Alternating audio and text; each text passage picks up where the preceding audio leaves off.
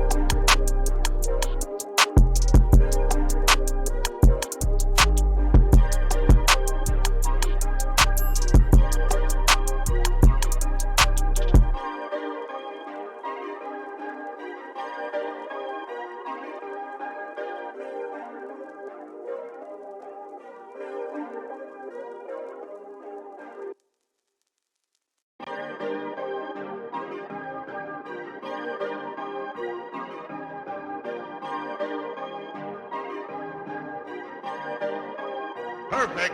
Perfect.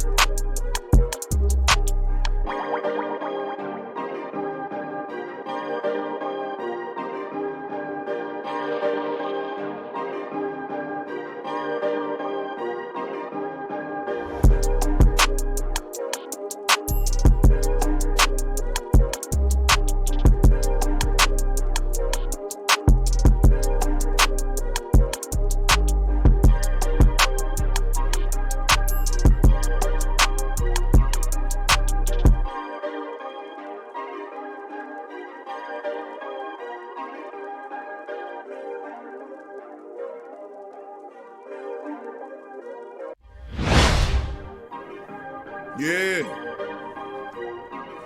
Well, all right. Like you always say, welcome, welcome, welcome. Number one sports talking D. We ain't like the Falcons, we won't blow the lead. Look, all we talk is who that, who got cut and who back. Rookies and the vets, players you should look at. It's the sports coma, you don't wanna miss it. Got the pre-game, party, post-game statistics. Get a visit from Sway, maybe DC or 5. It's the hottest thing smoking, Big Q and the guys. Go to YouTube Live, make sure you subscribe. Interviews inside the Saints locker room high. Talk to Drew, Jordan, Zach, Peyton, New Orleans, who that nation. Best believe when I say we bleed gold and black. Ain't a miracle or rivalry could ever hold us back. No, Beastquake, Bounty Gate, let the truth be told. It's the sports coma, all we know is say Super Bowl. Yeah. You're listening to the Sports Coma with Big Q and the guys on the PRO Media Network.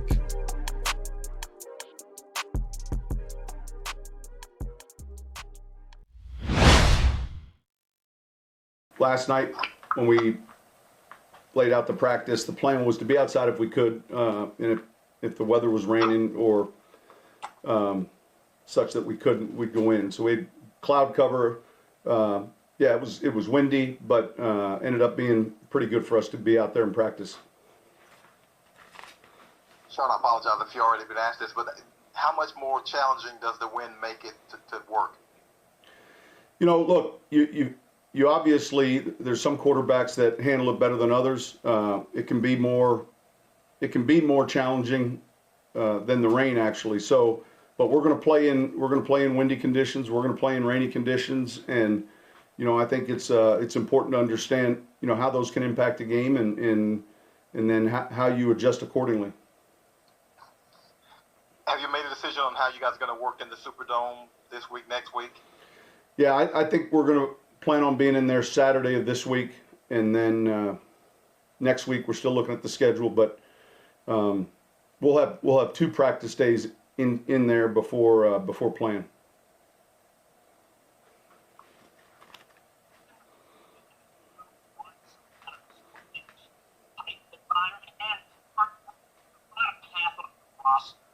How important does that single day become without preseason games?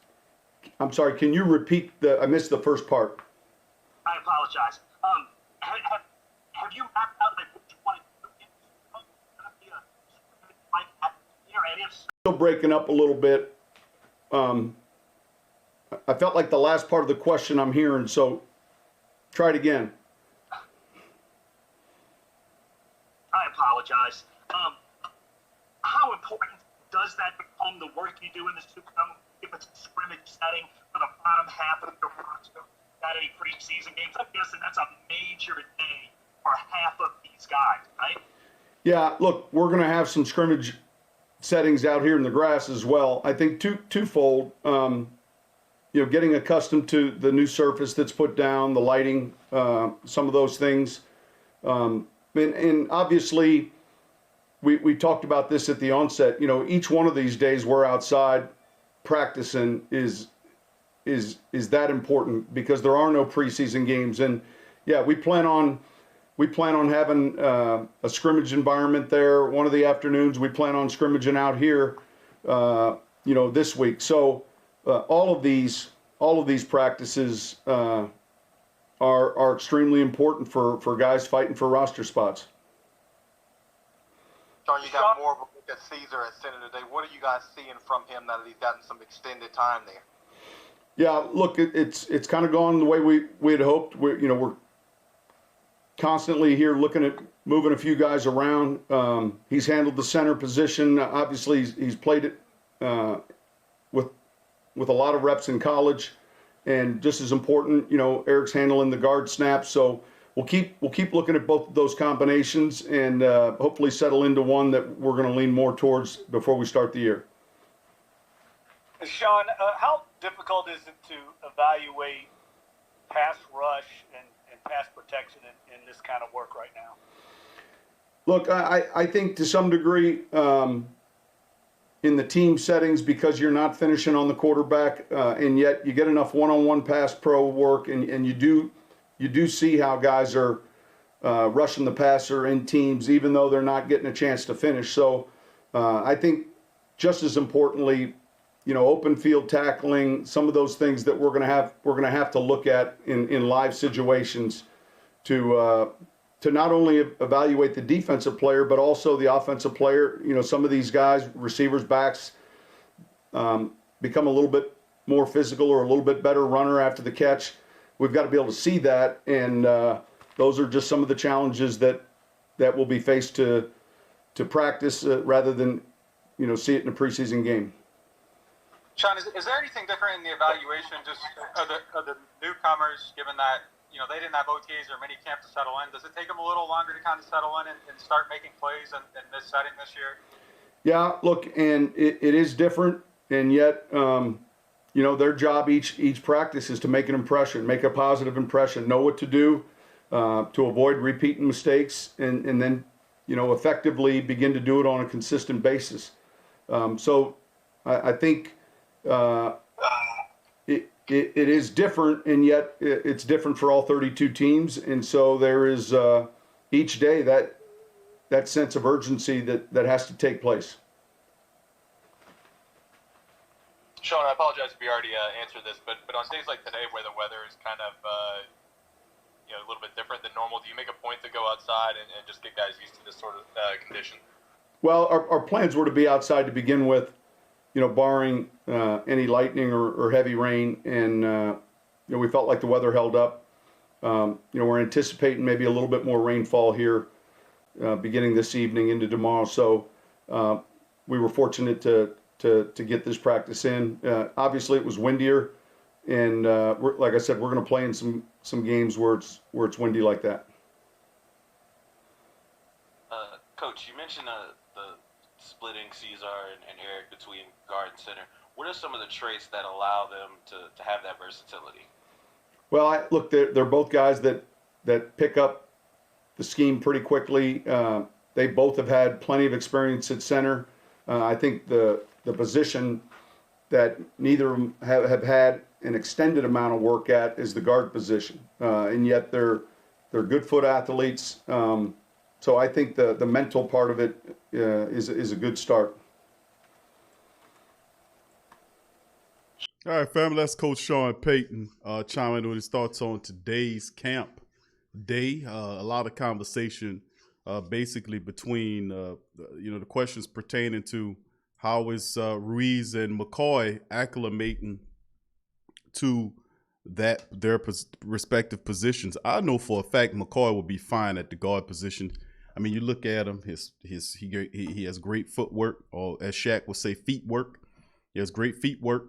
Both of them do, and they have active hands. These guys are very strong, and they're very athletic at the position. So I have absolutely no doubt in my mind that either one of these guys would transition pretty well.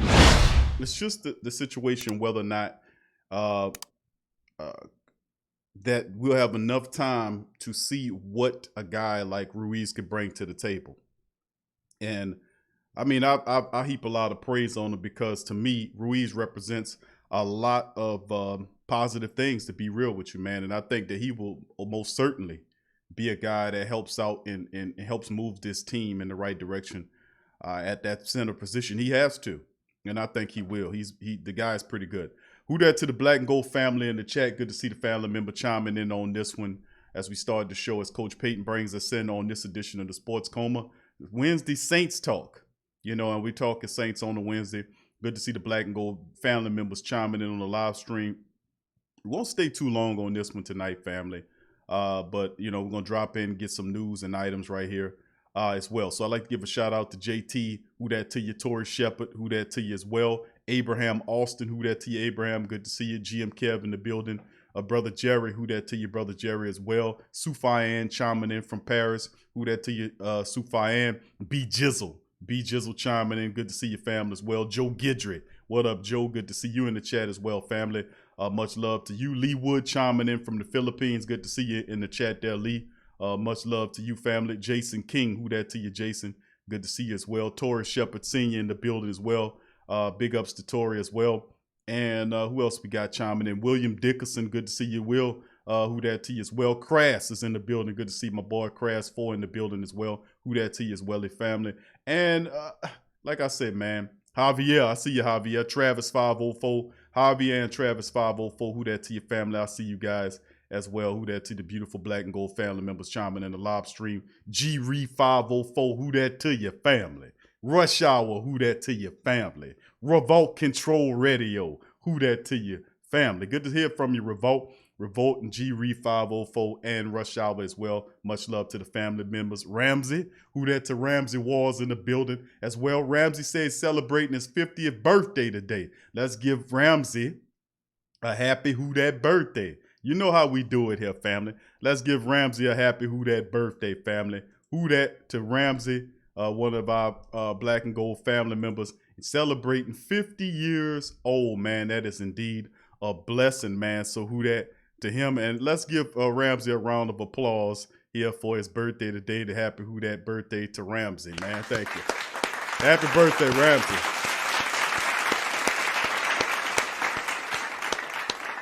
And one more because you're a good fella.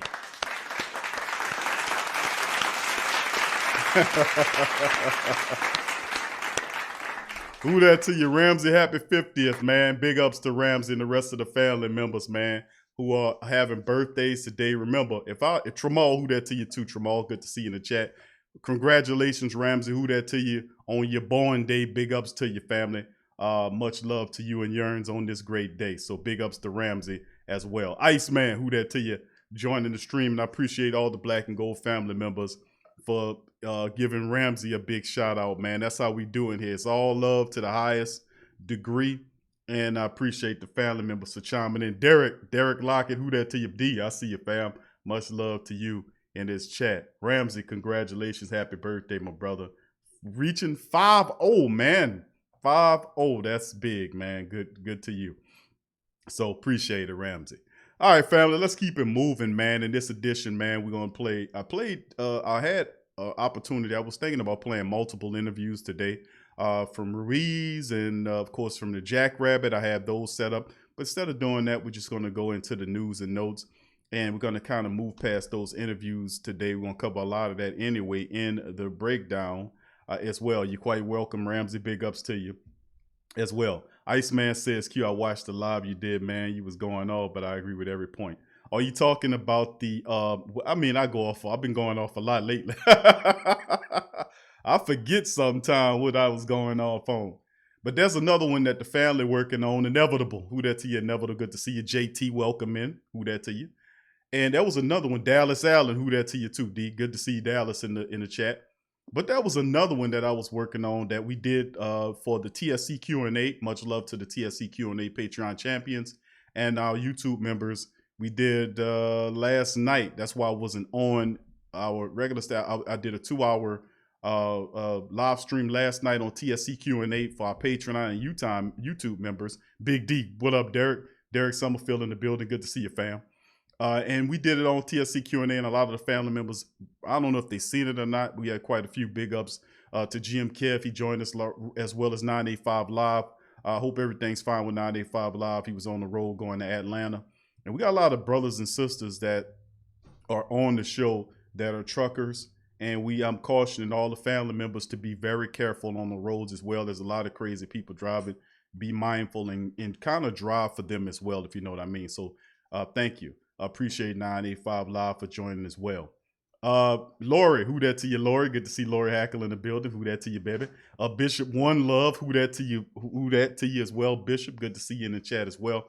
Much love to the family members chiming in on this one. And like I said, family, we played Sean Peyton Bronga saying, Bishop One Love says, relax tonight, Q. I'm passionate, Bishop. So, I mean, yeah, I'll be okay, man. I'll be all right. I had one we did last night, which should be coming out probably today or tomorrow. It depends, man. We've kind of been behind on some of our videos or whatnot, but there have been some stuff going on. And like I said, what ticks me off is the fact that the Saints, man, don't get any credit. And that's why there is a sports coma, because of the fact that they ignore us. They ridicule the Saints base when they show, most of the times when they show games or skits or whatever, they show the Saints getting beat by another team. They give little digs at these people that's up there. They're not pro Saints people. That's why we don't get much coverage. We get some coverage, but not nearly as much coverage as our success indicates we should get. The more successful you are, the more you're supposed to get in terms of coverage. Thank you, Verlin. Verlin chiming in for the Dome of Silence with the super chat. Thank you, fam. He says, who that? Ram, happy B-Day. Cheers. Thank you, Verlin, for the super chat. Much love to you and Yearn, my brother. Thank you. Jerome, who that to you? Jerome, I see you in the chat, family. Good to see you as well. And like I was saying, man, what ticks me off is the fact that we don't get that credit. But, you know, then again, I have to thank these people for not giving us the credit, because there wouldn't be a sports coma. That was one of the things we decided to do behind it, because we wasn't getting any true credit. And that's what it's about.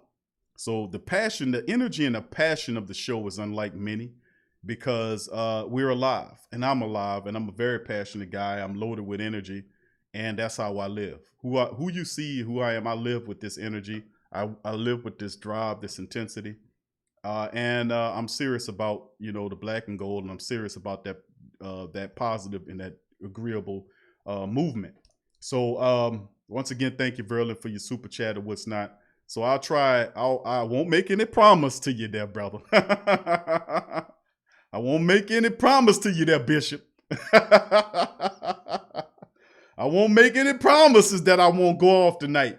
But listen, you know, I played an interview last night on the TSC Q&A live about what the ESPN First Take guys was saying about Mike Thomas, and they were making the case that Julio Jones was better than Mike Thomas, which of course, you know, I don't agree with that. And me not agreeing with that don't have nothing to do with opinion. Why I don't agree with that is because of facts. Facts and stats, listen, it's useless for me to sit up here and opinionate without anything substantive that are concrete or something I can give you to show you why this is the case. There is no argument about who's the best wide receiver in the NFL. If you're a person that's a statistical person that believes in stats and facts, then there is no argument of who's the best wide receiver in this league.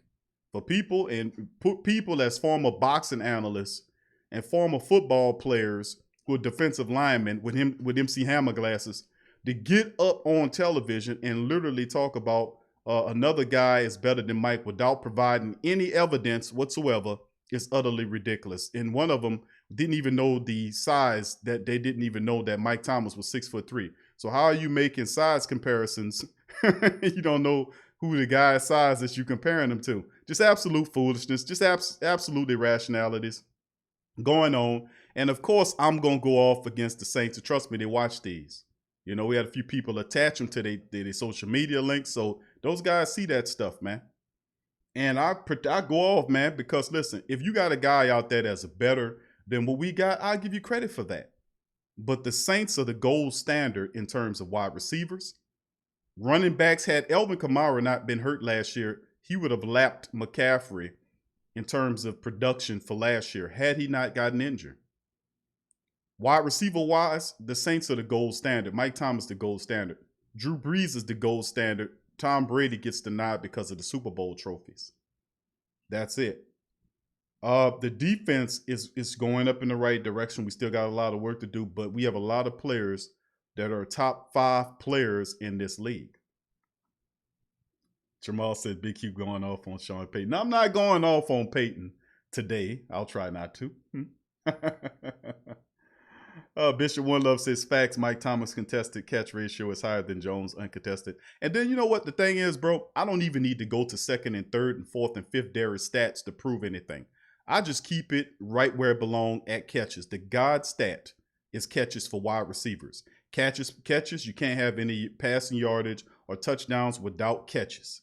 Targets means nothing unless the guy possesses the ball, he makes the catch. So catch is the uber most important stat as far as the wide receiver is concerned, because they base that, the number one stat, those catches are based on the contracts and the money they get. You think Michael Thomas would have got a $100 million contract from the Saints if his catches weren't nearly where they were?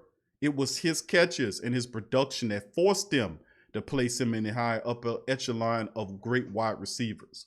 The catches he had to prove. Just like Thomas, just like other people will produce it, Elvin Kamara and his percentage and his production in offense would designate him getting paid. He's becoming a valuable piece to the Saints offense. And I take insult to that. Also take insult at the fact that they tried to explain away the greatness of what Mike and the Saints are together by saying that that Mike benefits from Drew Brees. What doesn't Julio Jones benefits from having Matt Ryan? Doesn't the other guy, Hopkins, benefited from having Watson? Now he'll benefit from Kyler Murray as well. But they do not come with the actual explanation that each one of those wide receivers that they're comparing are all number 1 options on their team. Meaning that they're the first person that the quarterback goes to or looks to with the ball. They're the number 1 option. So there is no excuse of where these men end up. And to me, they even debate that and get into that realm of thinking and say, well, I put Julio with Drew Brees, you get the same numbers. It's preposterous, it's fairy tale-ish, it's childish, it's ridiculous, and it's foolish. Bottom line. You know, these people supposed to be professionals sitting up here on a $1 billion network talking all this stuff, and they don't know you know what, from a hole in the ground. You know, making silly commentary. Oh, Mike Thomas, well, we like Julio because he's faster. Even if let's say that Julio Jones is faster and more athletic than Mike Thomas, or that Deandre Hopkins is even faster or more athletic than Mike Thomas. Let's say I concede that point and give it to you. That still doesn't explain the fact that despite all of that superior athleticism, family, that Mike still has 470 catches over his time in the NFL, which beats the closest guy, which is DeAndre Hopkins, by over 70 catches. He has him beat by over 70 catches. He has him beat, and then he has Julio beat by 80-something catches.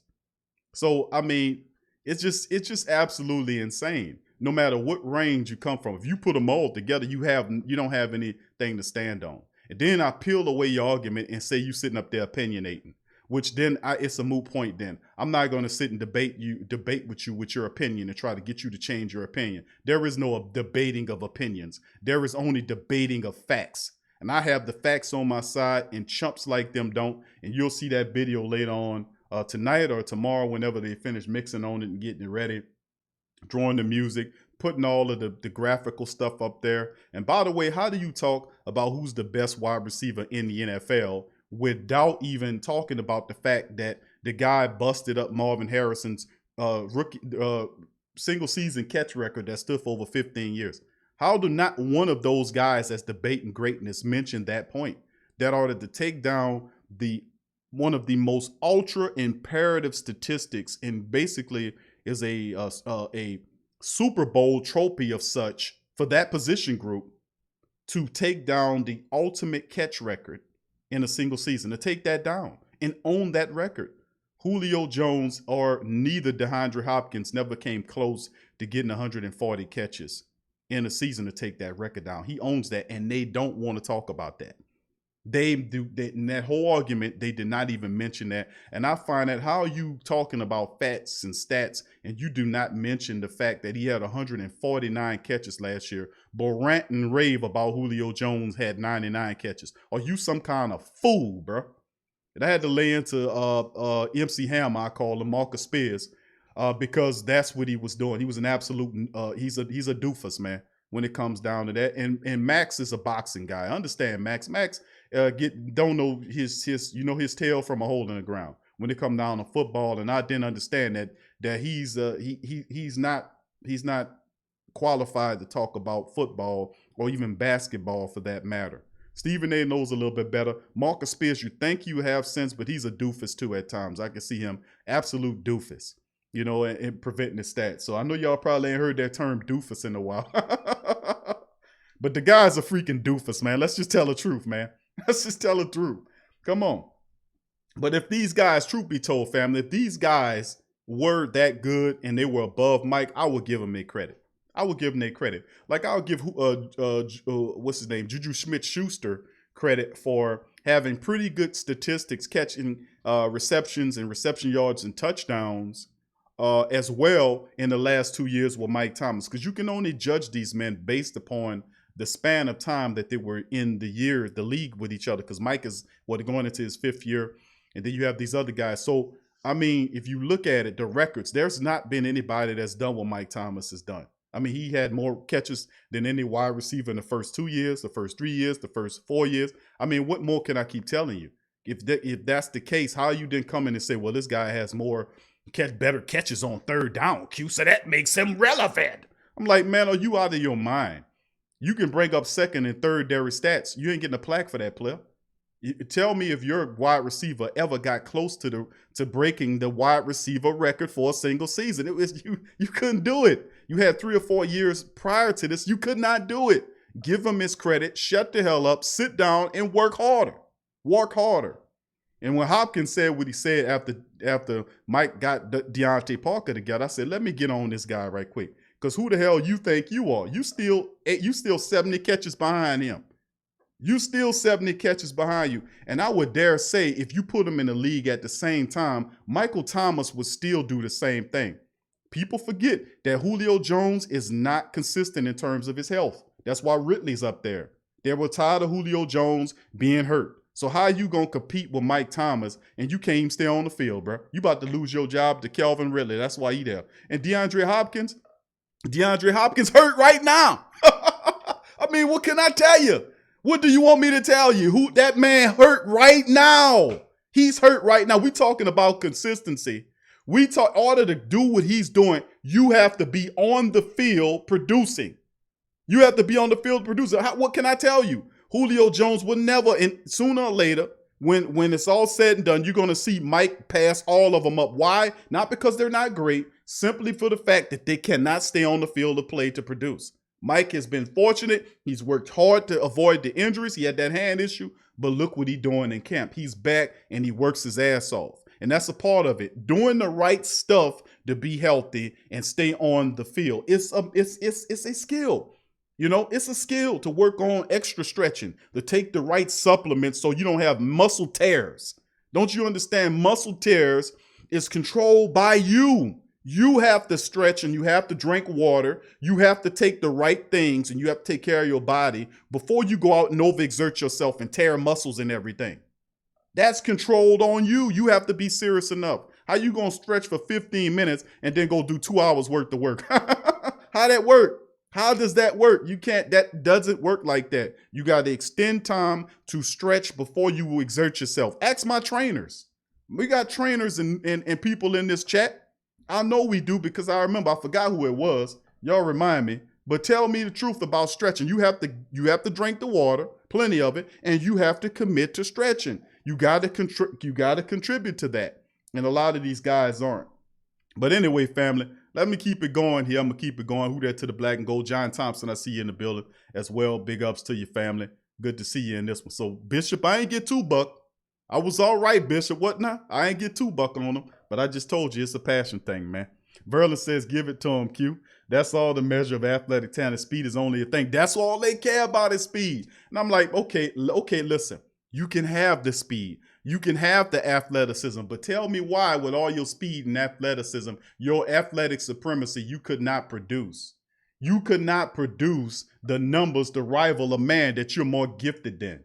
You have all this speed, all this athleticism, but he's still lapping you with statistics. So what does it say for you as an athlete to let a less superior man whoop your ass with them stats, huh?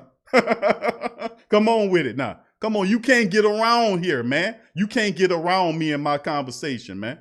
You won't get on here and talk to me. I'll open it up. You can get up here and we'll put you up here and get embarrassed. They won't come here, dog. They won't come because they know they're going to get their issue, man. I ain't playing with them, man. If you got a strong argument about number one, I don't want to hear about your opinion because they be on their opinionating, man.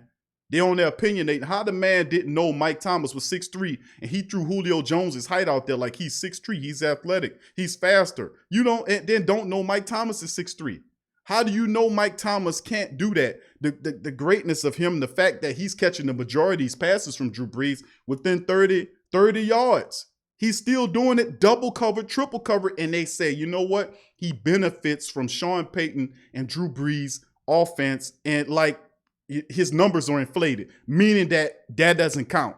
That's how they neutralize the argument. But guess what? I bust his ass up for using that, and then use the little weak ass disclaimer to say, oh, I'm not trying to take it away. Then why'd you say that, chump? Why did you say that, MC Hammer? Why'd you say it?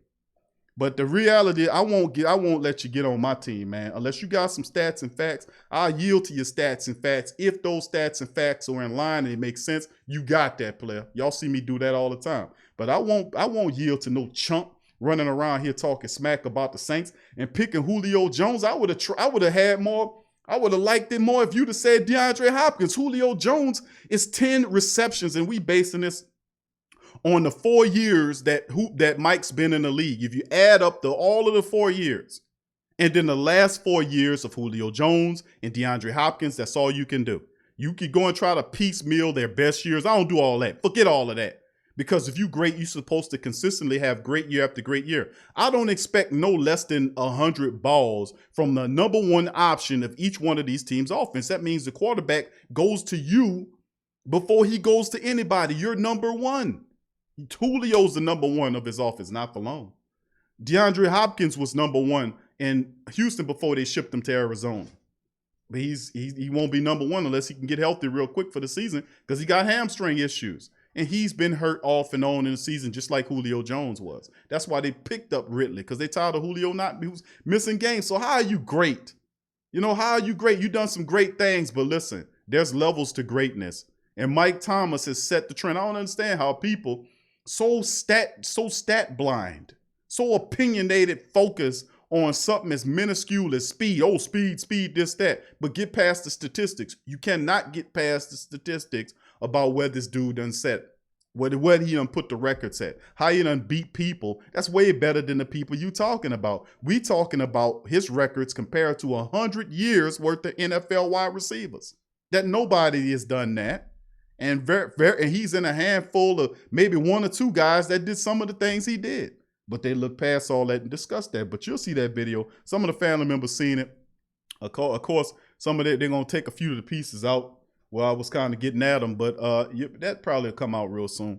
But let's get into it, family, in this episode of The Coma. I appreciate everybody for joining us in Saturday Saint Talk.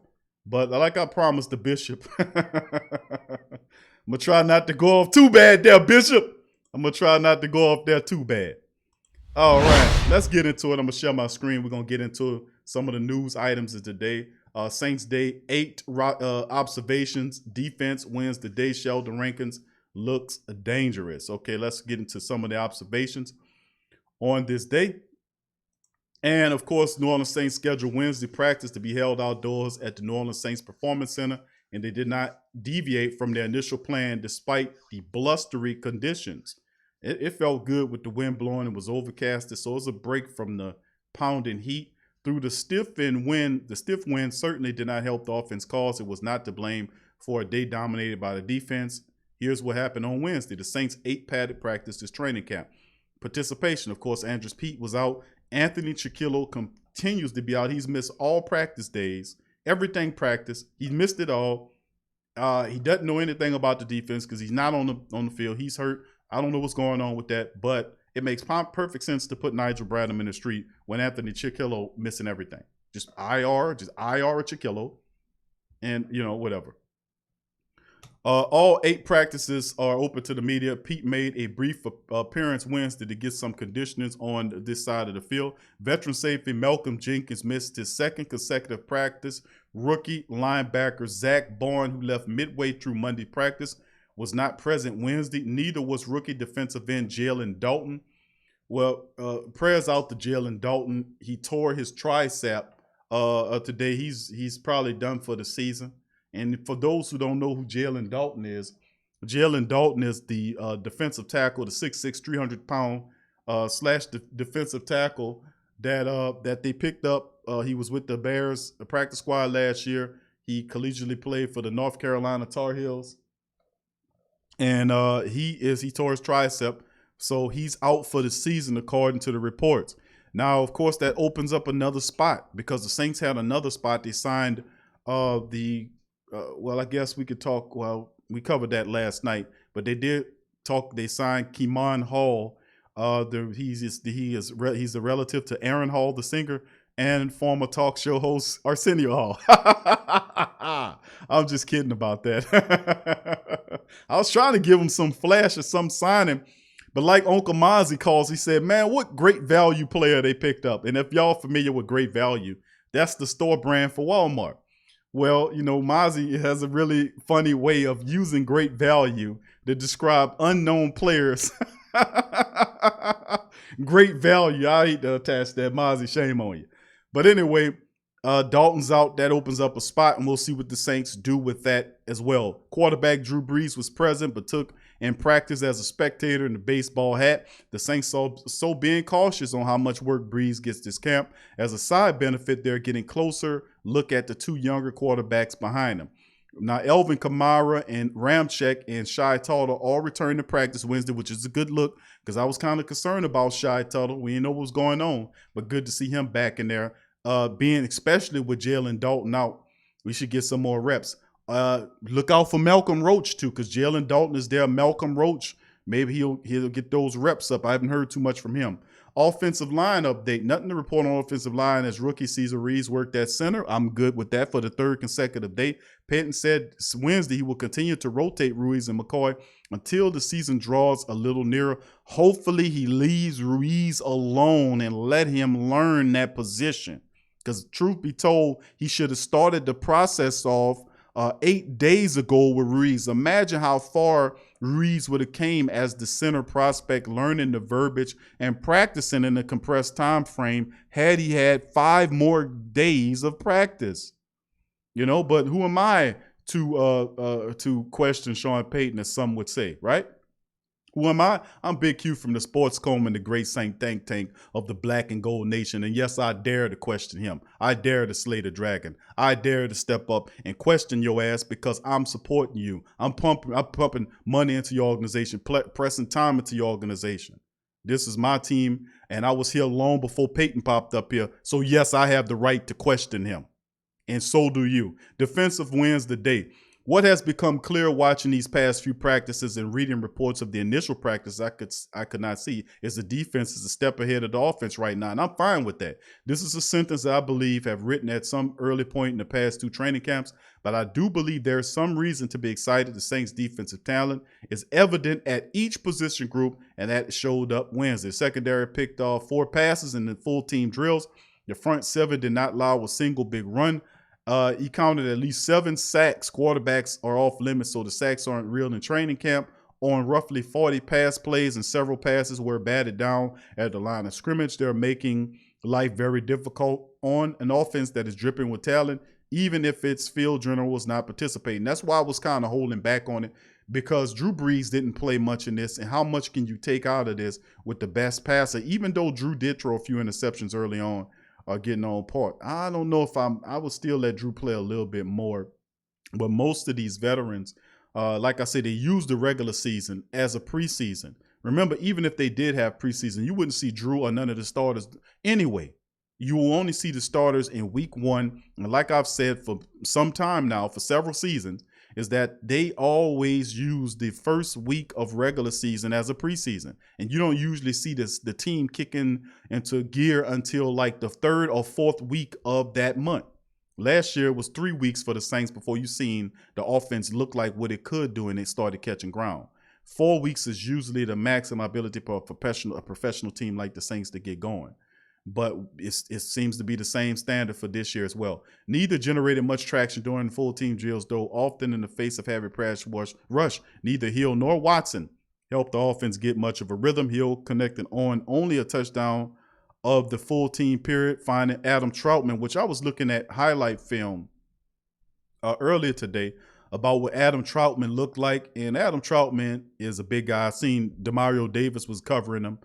And he has a little to learn because if Mike Thomas was being guarded by Demario Davis, Mike would not let you put your hands on him. Like first of all, he'll fight your hands off out the break, and then if you're able to keep up with him and you're grabbing him, Mike will fight your hands off to clip space to make the catch. Adam Troutman didn't do that, so I'm going to say Troutman probably needs to work on that aspect of his game, but I have faith and confidence that he eventually will. Thank you, Big D. Appreciate Derek Summerfield with the super chat. He says, Q, watch out for Granderson. That boy done put on 10, 15 pounds of muscle. I got you on that. I hope Granderson really steps up because I don't really have faith in Trey Hendrickson. Thank you, Big D, for that, brother. Appreciate you. And all the family members for your super chat. Thank y'all. Winston misfired on several passes, and I seen it. He was putting a little too much zip on his passes today. He also threw a pair of interceptions, including one on the final play of practice. At times, his arm talent is abundantly clear. He can throw the ball. He's putting some spirals together. Unfortunately, there was inaccurate spirals. He was putting them too far behind him. One of them he tried to throw to Troutman, and Troutman was able to separate himself from the defensive back, but the ball was out of his reach, despite the fact that Troutman actually tried to dive for it. So not too good. You could say, okay, it was the wind and all this kind of stuff, but they looked a little off.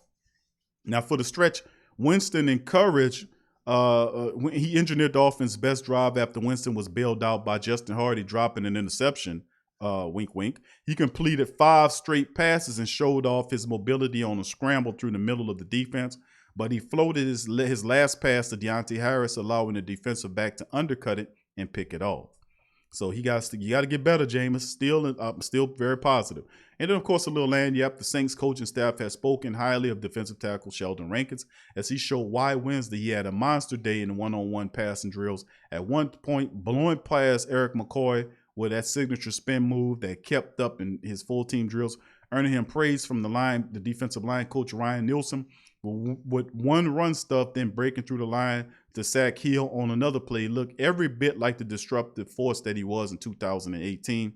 And then remember we played the interview with Sheldon, the Super Sheldon with the shimmy, was talking about where he was talking about the injury and how he had it was a deformity of such where the bone was sticking out and it was kind of pushing his tendon away from the bone, which made it easy for him to get hurt. He had corrective surgery to fix that, and now he doesn't have to worry about that. That hamstring injury affecting him as much. So that's a positive. You can see it's helping him still be explosive, and it's good to see that. Defensive tackle Malcolm Brown also flashed a couple of times at practice. Will Lutz made all of his field goal attempts despite kicking into the wind. His longest attempt was 41 yards. Linebacker Caden Ellis had an interception, and he returned it all the way. Really good at. And people asked him, Q, what about Caden? Well, Caden had a good day. For the family members that wanted to know about Caden Ellis, he had an impressive day. An interception, a pass breakup on the one-on-ones. He even had a sack. So there you go on him. Taysom Hill was still working as the up back when the punting unit was on the field as well. So he's continuing to play multiple positions. As you see, Taysom Hill moves all the way around. And then, of course, up next, the Saints return to camp for the 9th practice Thursday as well. So they'll be back on Thursday, to keep this thing going. And that is some of the observations from today's day. Now, moving to another article here is Saints P.J. Williams, cornerback, shining in a versatile role. What do you mean? Because I was seeing him getting smoked in practices, but he did play a lot better in training camp, and I'm not really enthused about that because I've seen that happen with him. Sooner or later, I want to see him carry that into the season for the full summation as well. Now, when the Saints called upon P.J. Williams to play safety for a few games last season, the veteran went into those games a little rusty. He hadn't lined up as safety in the 10 years since he was in high school. Several months later, Williams embracing being a secondary Swiss Army knife. A praise often reserved for quarterback Hill, but is now being implemented in regard to Williams too by the coaching staff, as he's using several of his characteristics to make the transition. He said, I feel like I can process things pretty fast. Williams said, all right now. Okay, process. Let's see if you can, when you process them, PJ, let's see if you can then remember them and not have lapses while you're out there on that field and forget what you were supposed to do, because that's the major issue that's been plaguing you over your career. Listen to somebody that's been watching this team for a while, fam. Trust me. Like just being smart, knowing the game, also just my body type being physical, being a bigger corner. It's like an easy transition to be able to play safety, being able to play tackle, play physical, just being able to process things definitely is a big thing, end quote. Now, the funny part about this is we've been saying for years about P.J. Williams is not a cornerback, and that P.J. Williams is more of a safety than he is a cornerback. We've been saying that. I was saying that for years. This guy is not a cornerback. He is a safety, and he would get burnt. He would get toasted. But the thing about PJ, he'll make the tackle. He'll come up to make tackle. Don't have no problem hitting. And I say, man, if you can change him, because he's 200 plus pounds. He's 6'1".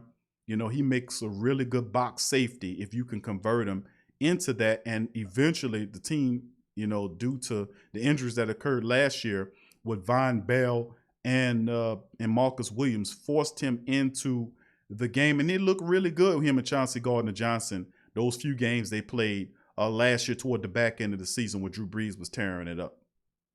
So it was cool, man. It was real cool. Now to get back to wrestlers, now he is a veteran Malcolm Jenkins to learn from too.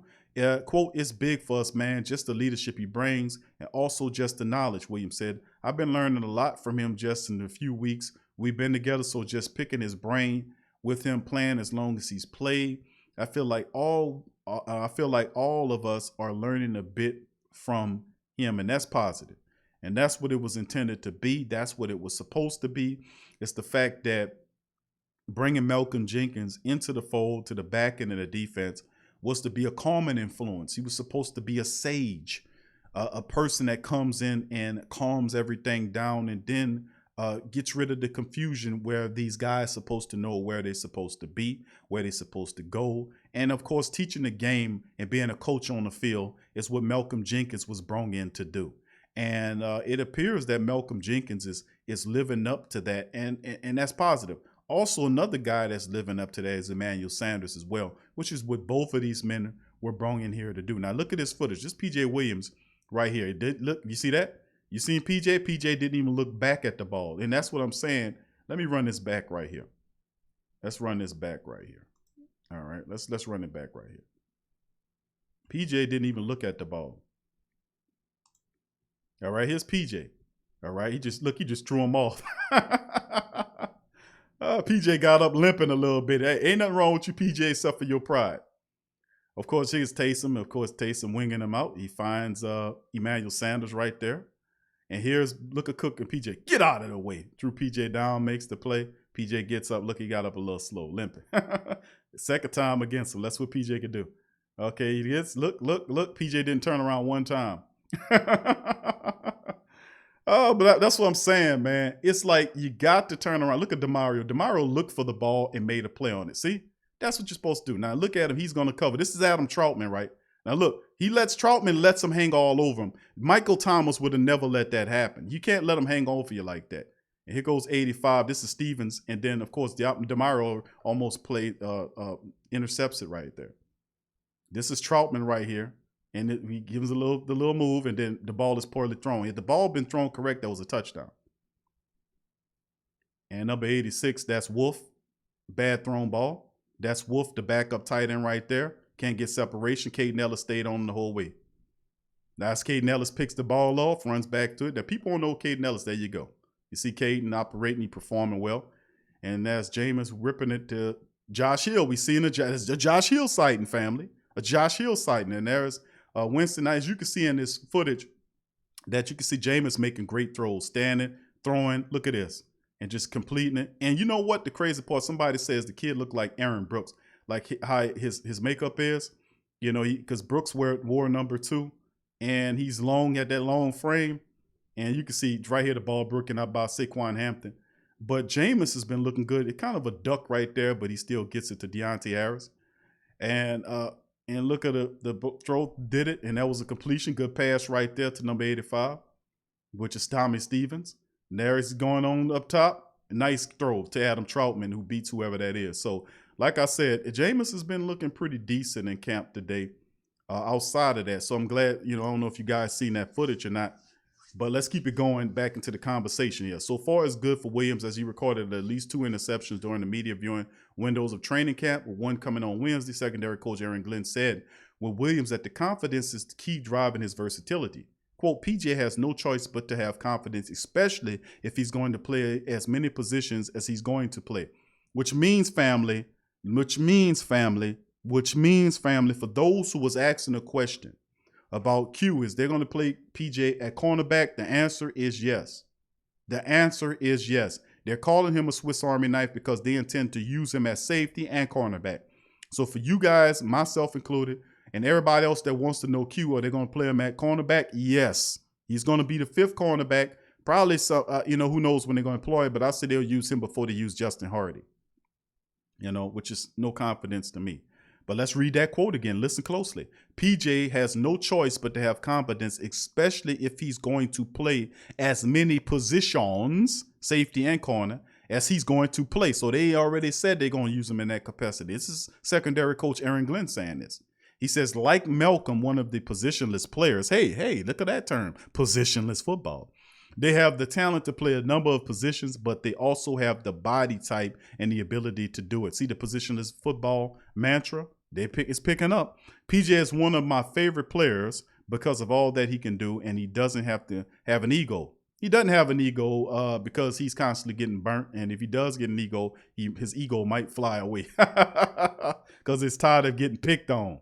He's willing to do whatever we ask him to do to help us out with a win as a coach. You like players like that, and that's true. You do like players like that. You do like players like that. But the key to it is that if you're asking the player to do things, you want them to do it right. What good, listen, you're not a jack of all trades or a Swiss Army knife if you are a craptastic cornerback. That's right, I said craptastic. If you're a craptastic cornerback but a decent safety, that's not versatility. Versatility meaning that you can do whatever the two things you're bouncing back and forth around the same amount of ability. You can do them equally well. You're not versatile if you're good at being a safety, but you're craptastic in the cornerback position. That doesn't work.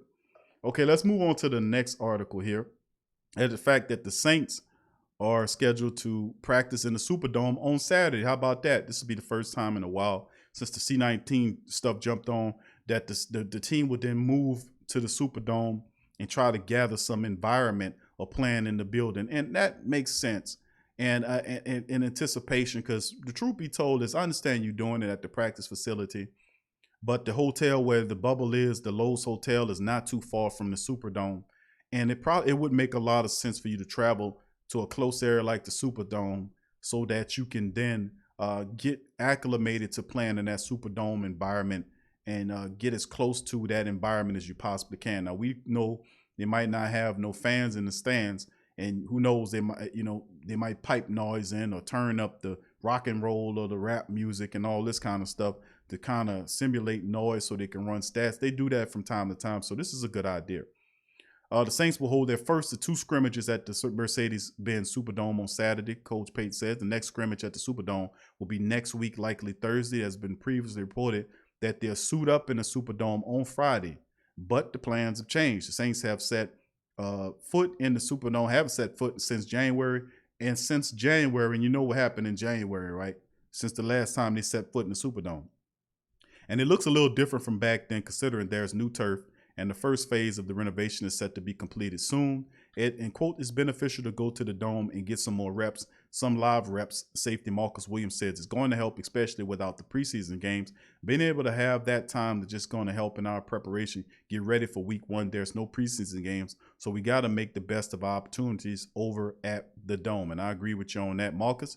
Not only will the scrimmages help the Saints with shaking the rust off, but Williams said it'll help prepare them for what the environment in Superdome will be when they open the season with the Who Dat Nation inside. It's a good opportunity for us to get under the lights, Williams said. Without the fans, it's going to be pretty much exactly how the game's going to be. Practicing game-like situations in the game environment for this year is going to be beneficial for us. The Saints week one is against Tom Brady and the Bucks, and is set for September the 13th with no fans attending. So as it stands, there are no fans are going to be in attendance in the building, So just to let you know on that. So that's some of the stuff that we're talking about, family, in this episode here.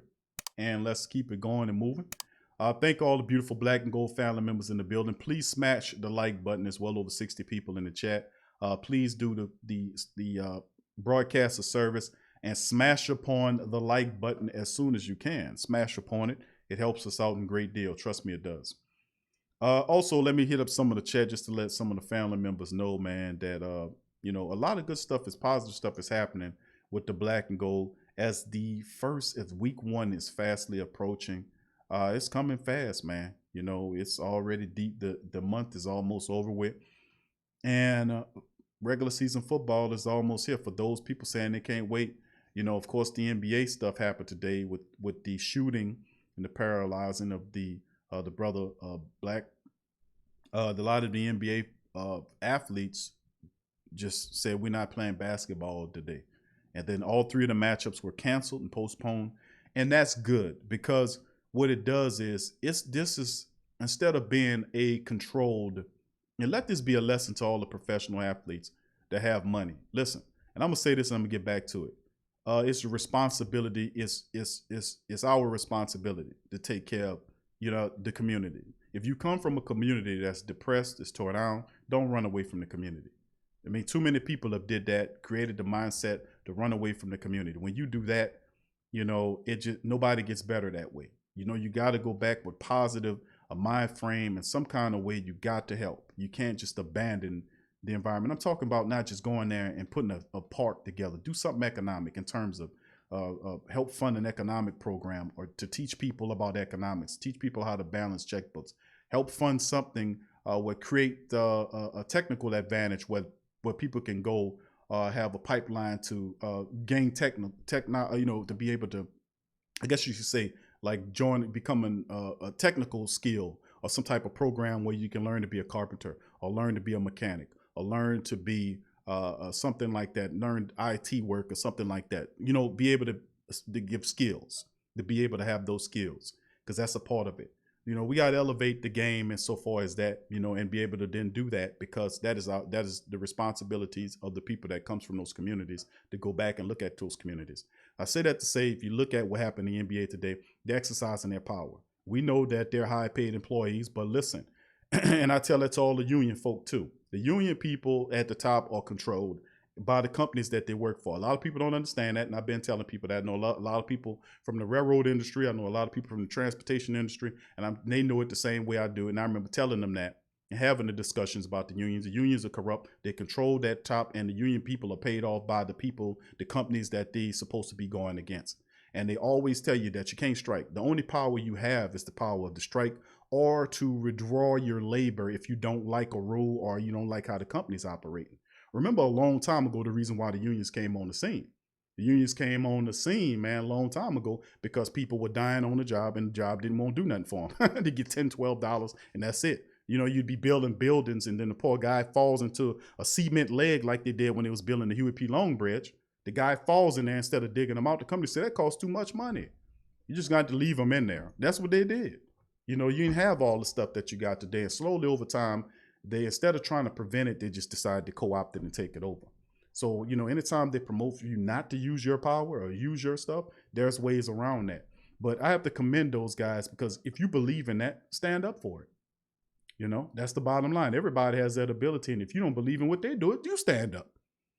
So that's the right of each people. So they're leveraging their power and making the suits know, not the guys that are smart, that count the money, but they can't dribble a ball to save their life, letting the suits know where the power resides. And I've been saying that's a model for the Black and Gold Nation with other teams, that the power resides with you, not them. And this is a clear example of it. And I'm glad that people can see it out front and personal about the power is with the people. It's always been, And the only way they can control the people is by separating the people up into pieces and using that divide and conquer, or that cloud and pivot nonsense on the people to use differences as opposed to commonalities to separate, fractionalize, ultimately to divide and control the people. This is an old technique that the elite of the elite are using, and they use it all the time.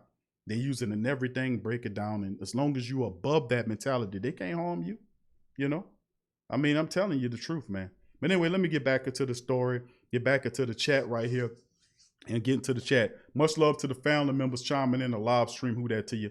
Sufayan says, read from Jeff Duncan. Keith Washington had an interception each time he was on the field. Thank you, Sufayan. Appreciate that. Elite Goods. Good to see you, fam. Just watching the rain, listening to Big Q. Thank you, fam. Hope everything. Now, listen, family, big ups to my family members. Hope everybody's safe. We got family members that listen to the show out in Lake Charles. Chime in for the family members that's in Texas and in Southwest Louisiana. Chime in. If you're in Baton Rouge or you're experiencing rain, chime in. Let me know how you guys are doing, because we do have a lot of family members that's in the region where that storm is going. And be mindful, family, of the family members that listen to the show in Shreveport and Alexandria, Opelousas, all those places. That storm is taking a route right up towards you guys in Arkansas and all those places. So be mindful, be prepared, because it's serious, man.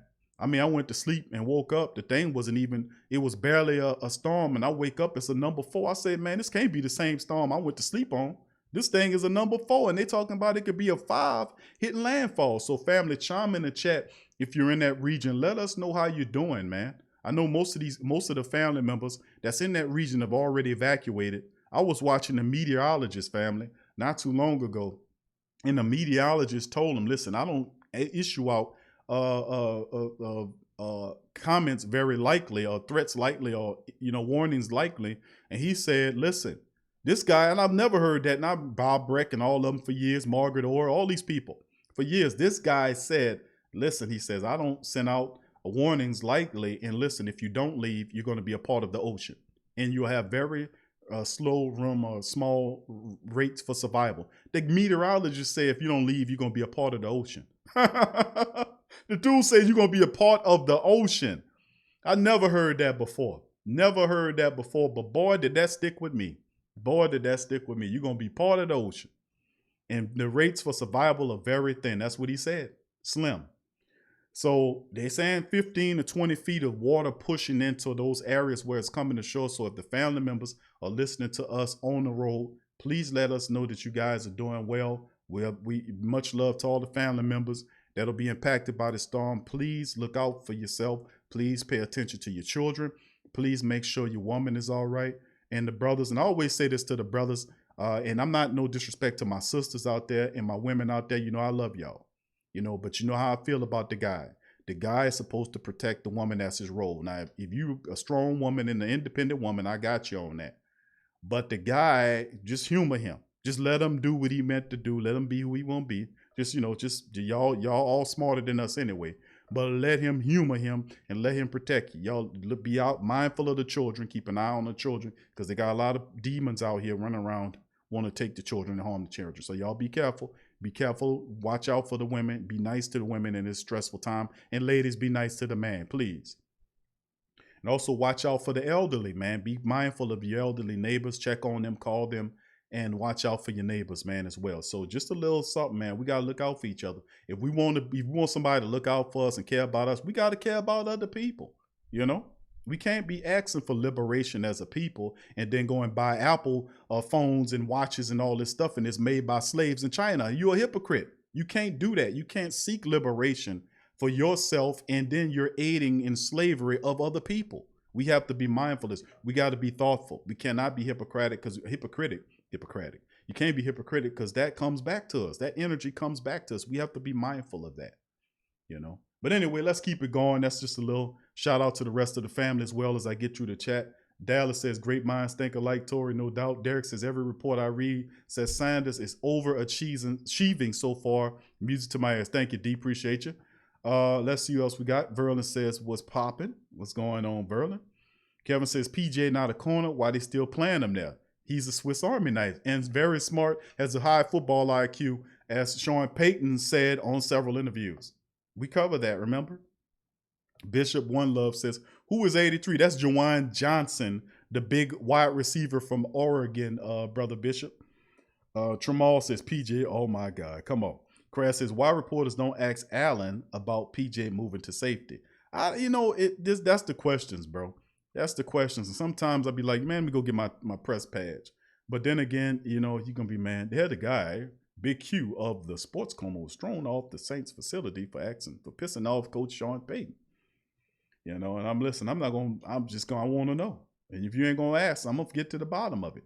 Who that to you? Iceman says, LOL, I'm sorry, Winston. He's so damn goofy to me. Bishop says, leave that man at safety. Thank you, Bishop. Crash says, Justin Hardy is a special teams guy, and that's it. Yeah, how you dropping interceptions, bro? And I guarantee if I pull up the footage of him dropping it, he got gloves on. And the gloves got stickum on it. How bad are you if you dropping interceptions and you have the sticky gloves on? They were even at one time thinking about removing the sticky gloves because they give an unfair advantage to the wide receiver catching the ball. I mean, seriously. That's how the gloves are. They wear the same gloves as the wide receivers. How are you dropping interceptions and you got sticky gloves on? Do you not understand how really ridiculous that is? Which means you should be having your ass over there by that jug machine after practice, catching that ball 100 times. That's what you need to be doing. If you know you can't catch, and he was a former wide receiver dropping interceptions. So they knew he was a poor wide receiver for them to convert him to a cornerback. Because if he was a decent wide receiver, he would stay where he is. But the converted wide receiver to a cornerback is because he's a poor catcher of the ball. Got to work on that. And that's what I was saying about Justin Hardy.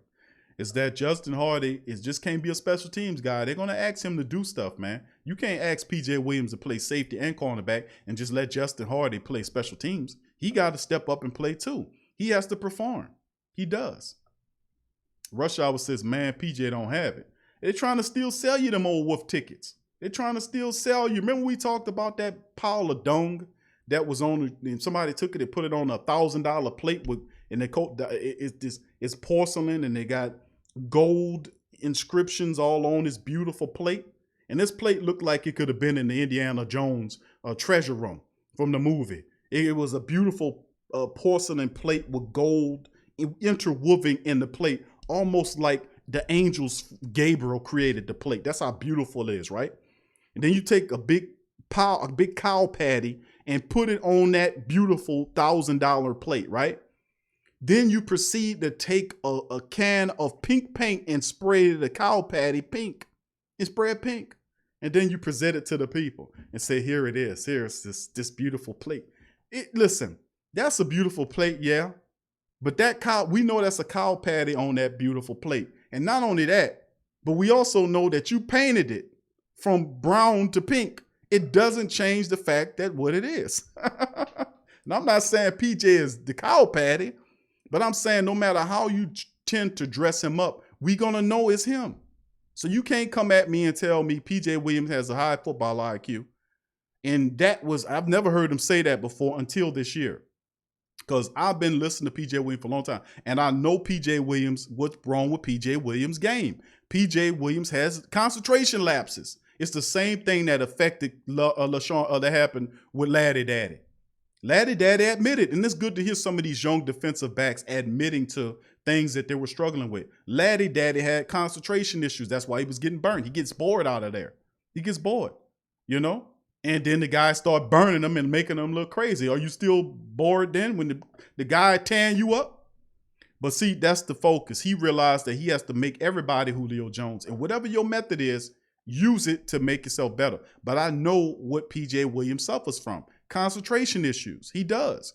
Because one moment he knows what he's doing, the next moment he don't know what he's doing. One moment he's in position, the next moment he's out of position. One moment, you know, it's like he makes a tackle, tackles the guy. The next moment he has an opportunity to make a pick, he drops the ball. So that's what I'm saying is you know, it's concentration. It's concentration. And you recognize that you have the skills to play the position. You have to concentrate. And then you have to realize that if you're a defensive back, you need to be working with the jugs machine. You need to be catching the ball from the jugs machine all the time. If you got extra practice, time after practice, don't go run up in there and go put the TV on and start playing video games or whatever you do. Go out there and stay as much as you can and go out there with the jugs machine and catch that football. Catch that football every practice after that jug machine. And I'll promise you, when the ball comes to you in the regular season, you'll catch it. I mean, work on them interception drills. I'm telling you, especially if you Justin Hardy, especially if you PJ Williams. If the ball comes to you, and we know PJ's dropped quite a few interceptions. You know, we have Marcus Williams had 4 interceptions last year. They said, well, he led the team. That's not necessarily the truth. When they brought on Janoris Jenkins had interceptions when he was with the Saints and with the Giants, and you combine those two together just like you would do if Emmanuel Sanders was traded from the Broncos to the Niners last year and he had 60-plus catches. You put it all together. Regardless of where he played, that's still his statistics that he produced for that year. Whether it was them or not, you still have that on your record. So be that as it may, he needs to catch the ball when it comes to him. And Justin Hardy really needs to wake up because they really, and I've been saying this about Justin Hardy, is the fact that, remember Chris Banjo, Justin? Remember what happened to Chris Banjo? Banjo was an excellent special teams player, but when the Saints put him in there to play safety, he was lost. He was totally lost, and they was like, oh, we can't have that. And no matter how great he was, and he was damn good on the secondary, they put him on the street. You better pay attention. You better get better. You better work on them jugs, bro. I'm telling you. You know, like I'm telling you the truth. All right, let's keep going. Kierlin the Great, 84. Who that to your fam? Good to say it's 2. He said, big Q to the Who that family. Y'all stay safe during Hurricane Laura. Stay blessed. Same to you, my friend. Appreciate you, my brother. Iceman, so after 5 years of getting tore up, BOW, they want to let him play safety. Why he didn't cut him? Why? And they did Warford. It's just it's a humongous hypocrisy. I mean, that's the only way I can define it, because if you're governing a team based on logic, then, you know, and you ask questions like, okay, if it works here, why doesn't it work over here? If it works here and we're on the same team, why doesn't it work over here? You know, Larry Warford was so bad you had to get him out of here. to the point with, but he was, no matter how bad he was still better than Nick Easton. Regardless of, he had 3 Pro Bowls. No matter how bad he was, he's still better than Nick Easton. Then you have over here, you have Anthony Chiquillo, who a lot of people like. He was supposed to be a guy coming and play special teams. Haven't played one practice. He's been hurt the whole time.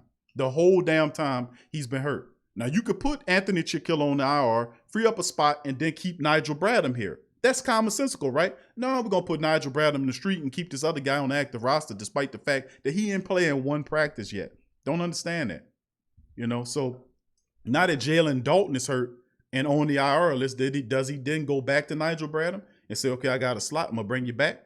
Come on.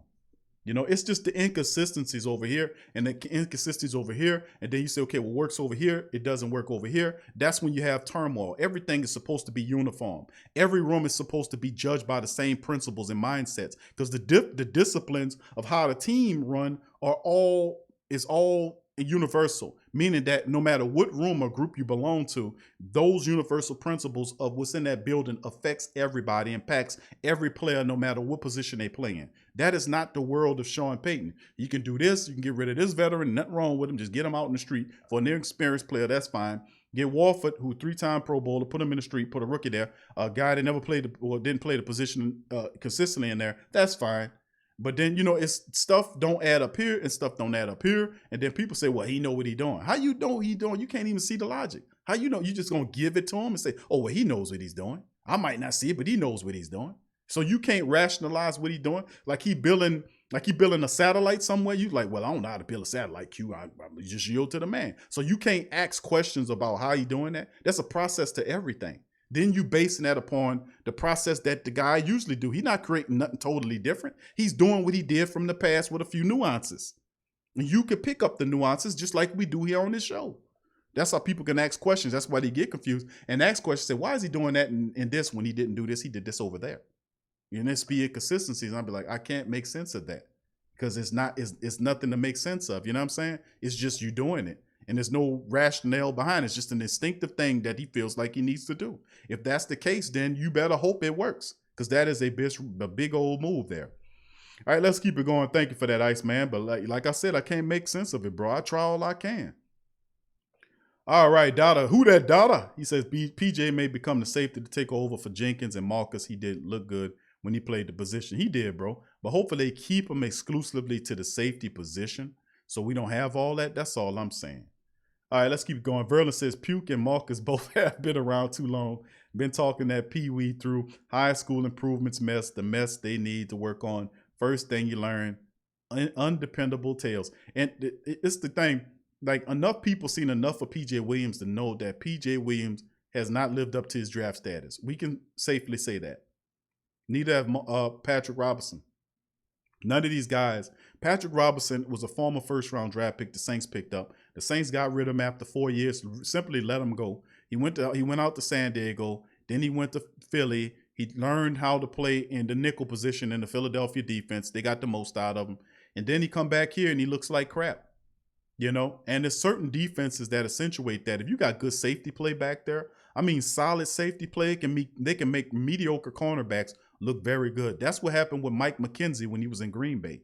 Mike McKenzie was a very normal, basic cornerback, but he had terrific safety play, and really great safeties can make every abnormal or very normal or baseline cornerbacks look a lot better than what they are, because the safeties back there, they know what they're looking. They can lay guys out. They make interceptions. They get to where they need to be. They take the perfect routes or the perfect angles to take people down, to deliver hits. Because you got to, like, if you have a guy that catches a 30-yard pass on you and you have an opportunity as a safety, okay, the guy makes the pass, but if you can blow him up legally, not only you might disjoint the ball from him, but let's say he holds on to the ball. Don't you understand when you blow him up, he gonna get up and then he might stick the ball out like he wasn't hurting, but he hurting. You're gonna go back to that thing, and when he runs that way, he gonna think about you again. You get him again, you're gonna put it on his mind. It's a mental game, is what I'm saying. And when you knock him down, don't lift him up. When you knock him down, don't lift him up. If you knock him down, don't lift him up. If you knock that safety or that wide receiver down, don't lift him up. Like my old coach used to say, Your job is to put him on the ground, not to lift him up. Let the referee help him up. Let his own teammate help him up. Let his own teammate, because it's you're putting in their minds that, listen, this ain't no friend stuff. I respect you, but this is we about to get this in here. Y'all trying to get something, and if you cause me to look bad, I could lose my spot. I can lose my job. So listen, we're gonna have to do what we got to do here. You're not gonna come in here and shine.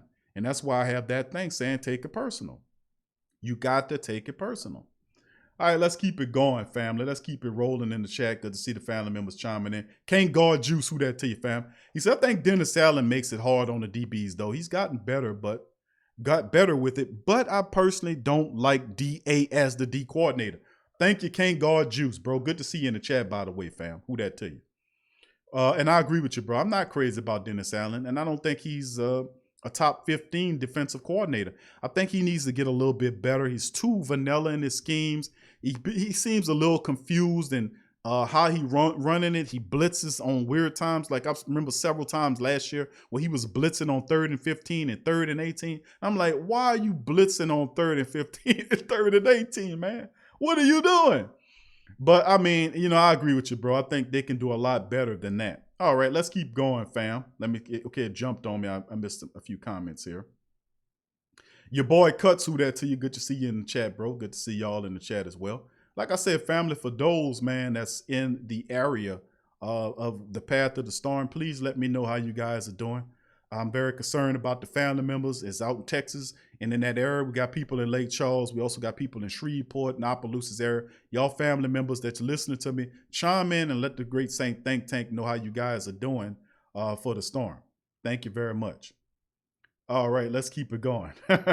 Kevin, you crazy, bro. He said the nation of suckers coming. I mean, truth be told, bro, we've been a nation of suckers, man. I ain't gonna lie, man. And do you not understand? Y'all, and I'm telling you, when it comes out, what these politicians have been doing, how they've been bailing themselves out with the money and how all of the stealing, how they stole all of the gold out of all this kind of stuff. Man, y'all gonna be like, man, what this going on up in here? Y'all gonna pay for this. Ain't no way. Oh no. Y'all are just stealing the people money and putting it every which way. Oh no. When it all come open, family, that's why they got to do all this distractionary stuff to throw your center, your focus off. But when you find out all the stuff they've been doing, and trust me, it's coming now. You're going to be, look at these dogs. See, I want all y'all in jail. I want all y'all right now. Everything you stole, I want it back. Put it back to the people. Give it all back to the people. All back. You talking hundreds of thousands of dollars back to the people. That's how bad this stuff is. I'm telling you, it's bad. Y'all going to see sooner or later, it all culminates to an end. This has been years and years of stealing. That's coming to a pinch point real soon, I'm telling you. And a lot of people going to start going to jail because they've been doing a lot of rotten stuff. They're thinking they can be protected from the law because they are representing it. They're the politicians passing it, but listen well. Their day is coming, I'm telling you. You can't do that forever to the people, man. I'm telling you. The people are waking up, and I'm so proud that the people are awake. I'm so proud. They cannot distract the people any longer. The people are upset, and the people are focused, not emotionally upset to the point where they can't rationalize logically what's going on, because that's what they try to do. They try to create all this other stuff to keep you off center and focus, but you're looking right through it. You're seeing the games and the lies and the scams. You're seeing it, and they're getting really worried because they ain't finished putting together that little plan yet.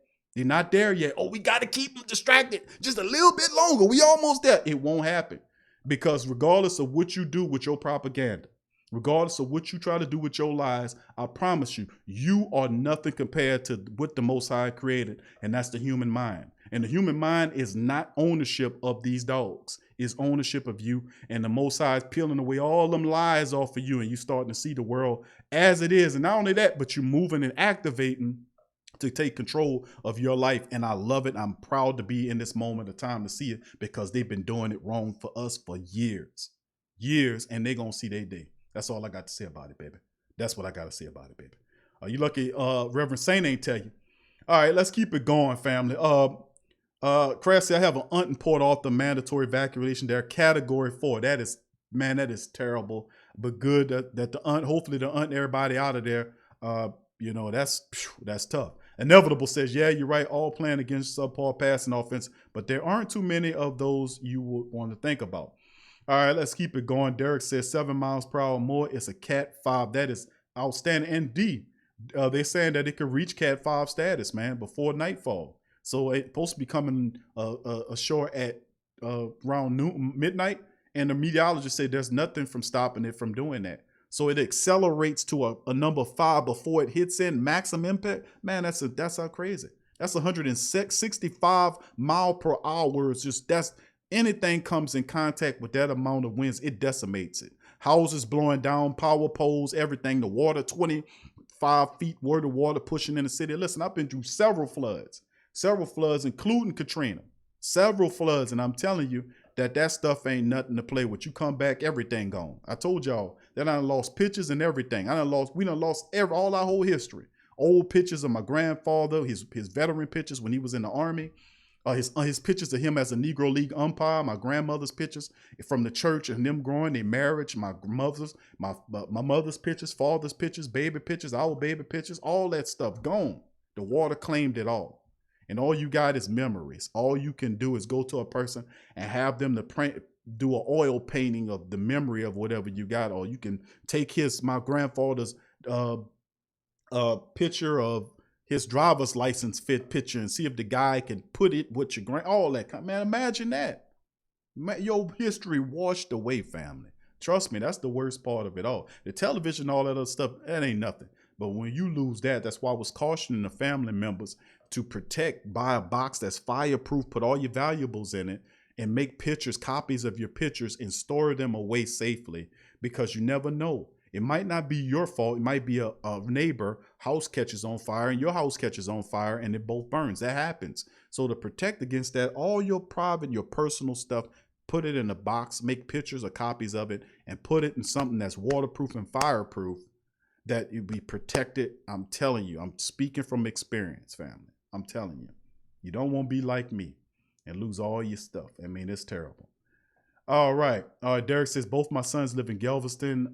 It's mandatory also. Thank you, Derek, and blessings to you, my brother, with the sons, and hopefully everybody got on out the way. Thank you, Laura, for that beautiful sentiment. She says, God bless the people of Southwest Louisiana and Texas. Thank you, Laura. Well said. Iceman says, honestly, I feel like I'm watching the end of times play out right in front of me.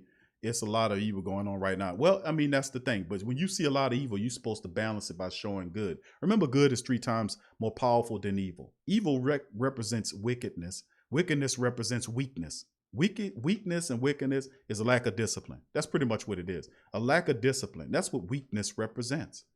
And disagreeable things dwell in weakness. When you're too weak to fight, your body can't fight off the infections and you get overwhelmed. If you're strong, that doesn't happen. The body fights off everything. So weakness, to a degree, ties to evil, because we're not supposed to be in that stage. We're supposed to be able to be strong and have the discipline to do it. And that don't necessarily mean strength. You know, from a physical aspect, you think of strength like, oh, I'm strong enough, I can overpower you. No, I'm not talking about that. Because some of the people I know, they're not physically strong like that. They're mentally and spiritually strong. You know, they can go through all kind of stuff, but they have the peace and calmness of spirit of their faith is the size of a mountain, man. And they can go through stuff and then talk you through it and say yes in the calm of spirit. They don't go to pieces. And me, I admire that, man.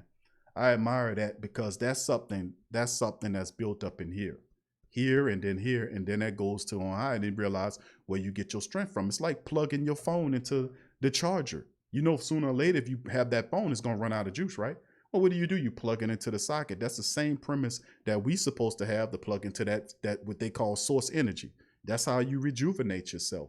And for those, that's not a religious statement. Some people would classify it as some, but some people will tell you that's nonsense, because they don't want you to reach that power point where you be able to recharge yourself, so you can be able to get the guidance and the wisdom that you need, so you can be empowered.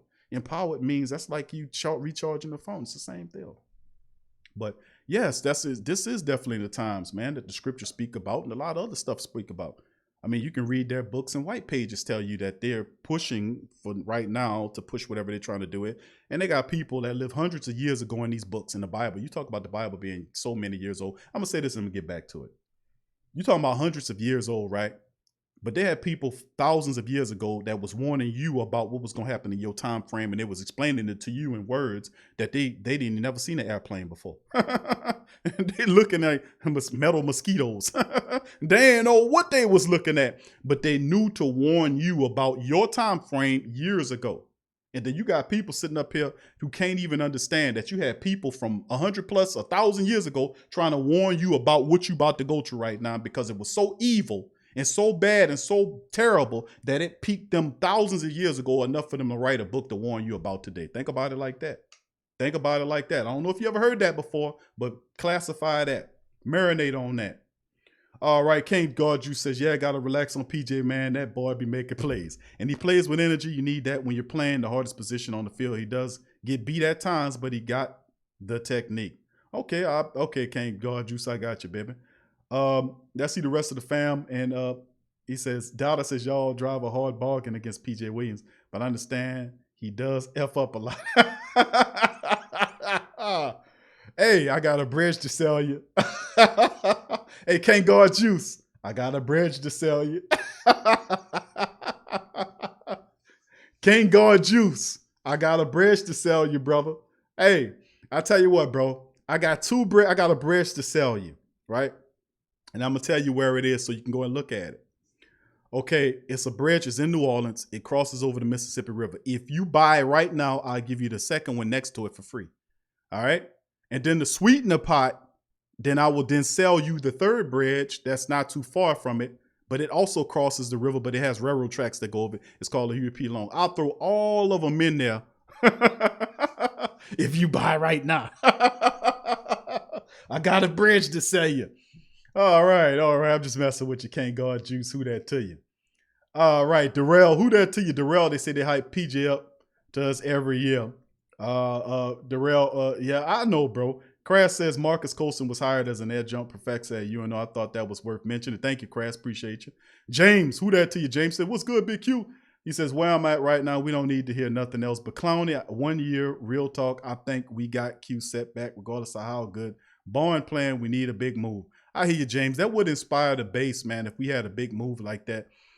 Who knows, bro? We have some spots open. We do have some money, so I don't know. You know, I'm kind of, at one point I was saying it would be, but at this point with them signing, like Mozzie, Uncle Mozzie would say, for great value players or players that nobody knows, unknown players, he calls them great value players, like Kamon Hall. No disrespect to Kamon Hall, but nobody knows Kamon Hall, you know, as opposed to if you bring a Talib, a Kib Talib here, you know, or a Tremaine Johnson even, you know, both of these guys are better than whoever this Kamon Hall kid is. Respectfully and truthfully be saying, will he actually contribute to a Super Bowl appearance? Will he? And he's like, no, Q's practice squad. So, you know, but I agree with you there, James. I think a big move would be nice, man. I just don't know if they'll do that, though. Thank you for the comment. Jay says, Q, when you talk about the truth, some of us actually listen, divide and conquer so obviously right now. Yeah, it is, bro. They've been doing that. And there's a small percentage, less than 5% of these people that consider themselves elite. They sit up there and they foster and they throw all this down and they create all of this stuff. They steal our money and they put politicians in front of their lie and misguide us. They miseducate us. They call us names. They throw toxins and biologicals on us. They use the media that they control. 6 companies control all of the media companies that you watch and you listen to. They try to sensationalize and sexualize our children, confuse them. They do all this stuff and we sit up here and let them get away from it. I just don't understand that. I just don't understand. We can sit up here and fight at each other all day, but as long as you're doing that, you're not going to get to the root of the problem because it's their money and their plans is the reason why this is happening. And the Bible tell you that. The Bible tell you that that we fight not against flesh or blood, but you know, from darkness. Or, you know, I can't get the quote on it, but I love that quote. You know, Derek could put it up in there. I know some of the families will put it up there, but that's real and that's ever so pressing in today's world.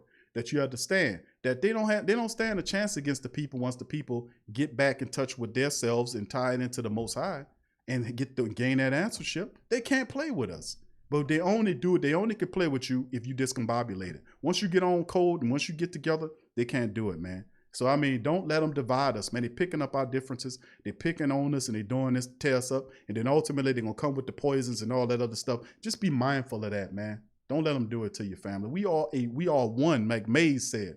We are one. We out here suffering. We paying the same taxes. We eat, drinking the same poison. We bathing in the same garbage, the poison, and breathing the toxic air. We dealing with all the radiation. We dealing with that as a people, everybody together.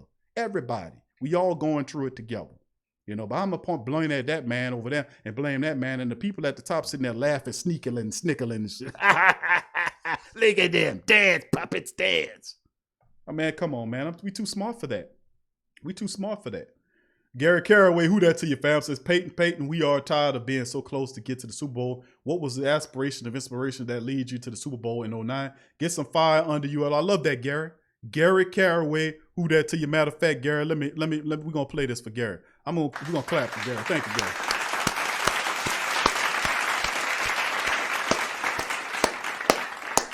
Gary Caraway, one more time for Gary Caraway, family.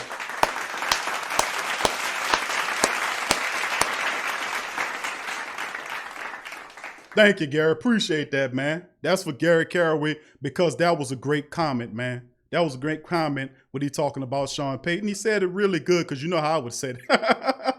It'd have been a 30-minute rant, but I'm going to let him say it sound good. Can't guard you, so I think Dennis Allen makes it hard. Okay, I already read that. Thank you there, fam. Who that nation? Who that nation? What's up, fam? He says, Big Q, who would you rather guard, Mike Thomas, Julio Jones, or DeAndre Hopkins? Who would you rather guard?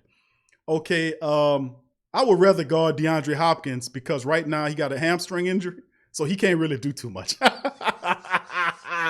So you didn't put that in there. You didn't put that in there, who that nation. See, you say, who do you rather guard right now? I say DeAndre Hopkins because Hopkins has a hamstring issue and I could be able to get him up here. Thanks for the question, family. Thank you. Crass says, it's time to draft another cornerback, and I don't mean in rounds 5 or 6. Thank you, Crass. Inevitable says, Janaris is going to lead the team in picks. I like that call. Jason King says, yeah, Derek, y'all be safe. Lori, big ups to Lori. Inevitable says, can't guard Juice, me neither, brother. Allen, don't blitz enough. Who that nation says, can't guard Mike Pro. Good. Who that to you? Can't guard Juice says, Big Q and the family, my prayers are with all of you out there on the Gulf Coast. Please stay safe. Love from Charleston. Thank you too, family. I appreciate you, bro, as well. And we're going to be fine down here, man. We're going to make it through it. A lot of the family members are strong. Stay in touch. Stay in contact, family. Stay in contact. Please do. Remember, we got that 24/7 live feed, the Saints HQ, and it runs shows over the shows from the past week, but it also could be used as a communication tool too, where you can put in live chat, because this is a live chat 24/7, so you could stay in contact with each other via that. You see what I'm saying? Use that as a tool as you may, because that runs 24/7. Communicate on that with each other, you know, to let them know. And people pay attention to that. Kind of stick with that when we're not on, when we're the show, the actual live show is not on. Please use the Saints HQ or the 24/7 chat as a way to stay and communicate with each other. You know what I'm saying? Through this turbulent time with these storms and all this. Just remember that. Okay, thank you for that. All right. King God Juice says, okay, thank you for that once again, my brother. Thank you. Crash says, I cut Chick-fil-A. He hadn't done anything. You know what I'm saying? He missed everything. Iceman says, also, why did Sean allow Nolan to leave when he was better than... I thought, you know, that's a great question. We got to give Iceman, let's give Iceman one of that too. Let's go, let's get Iceman there.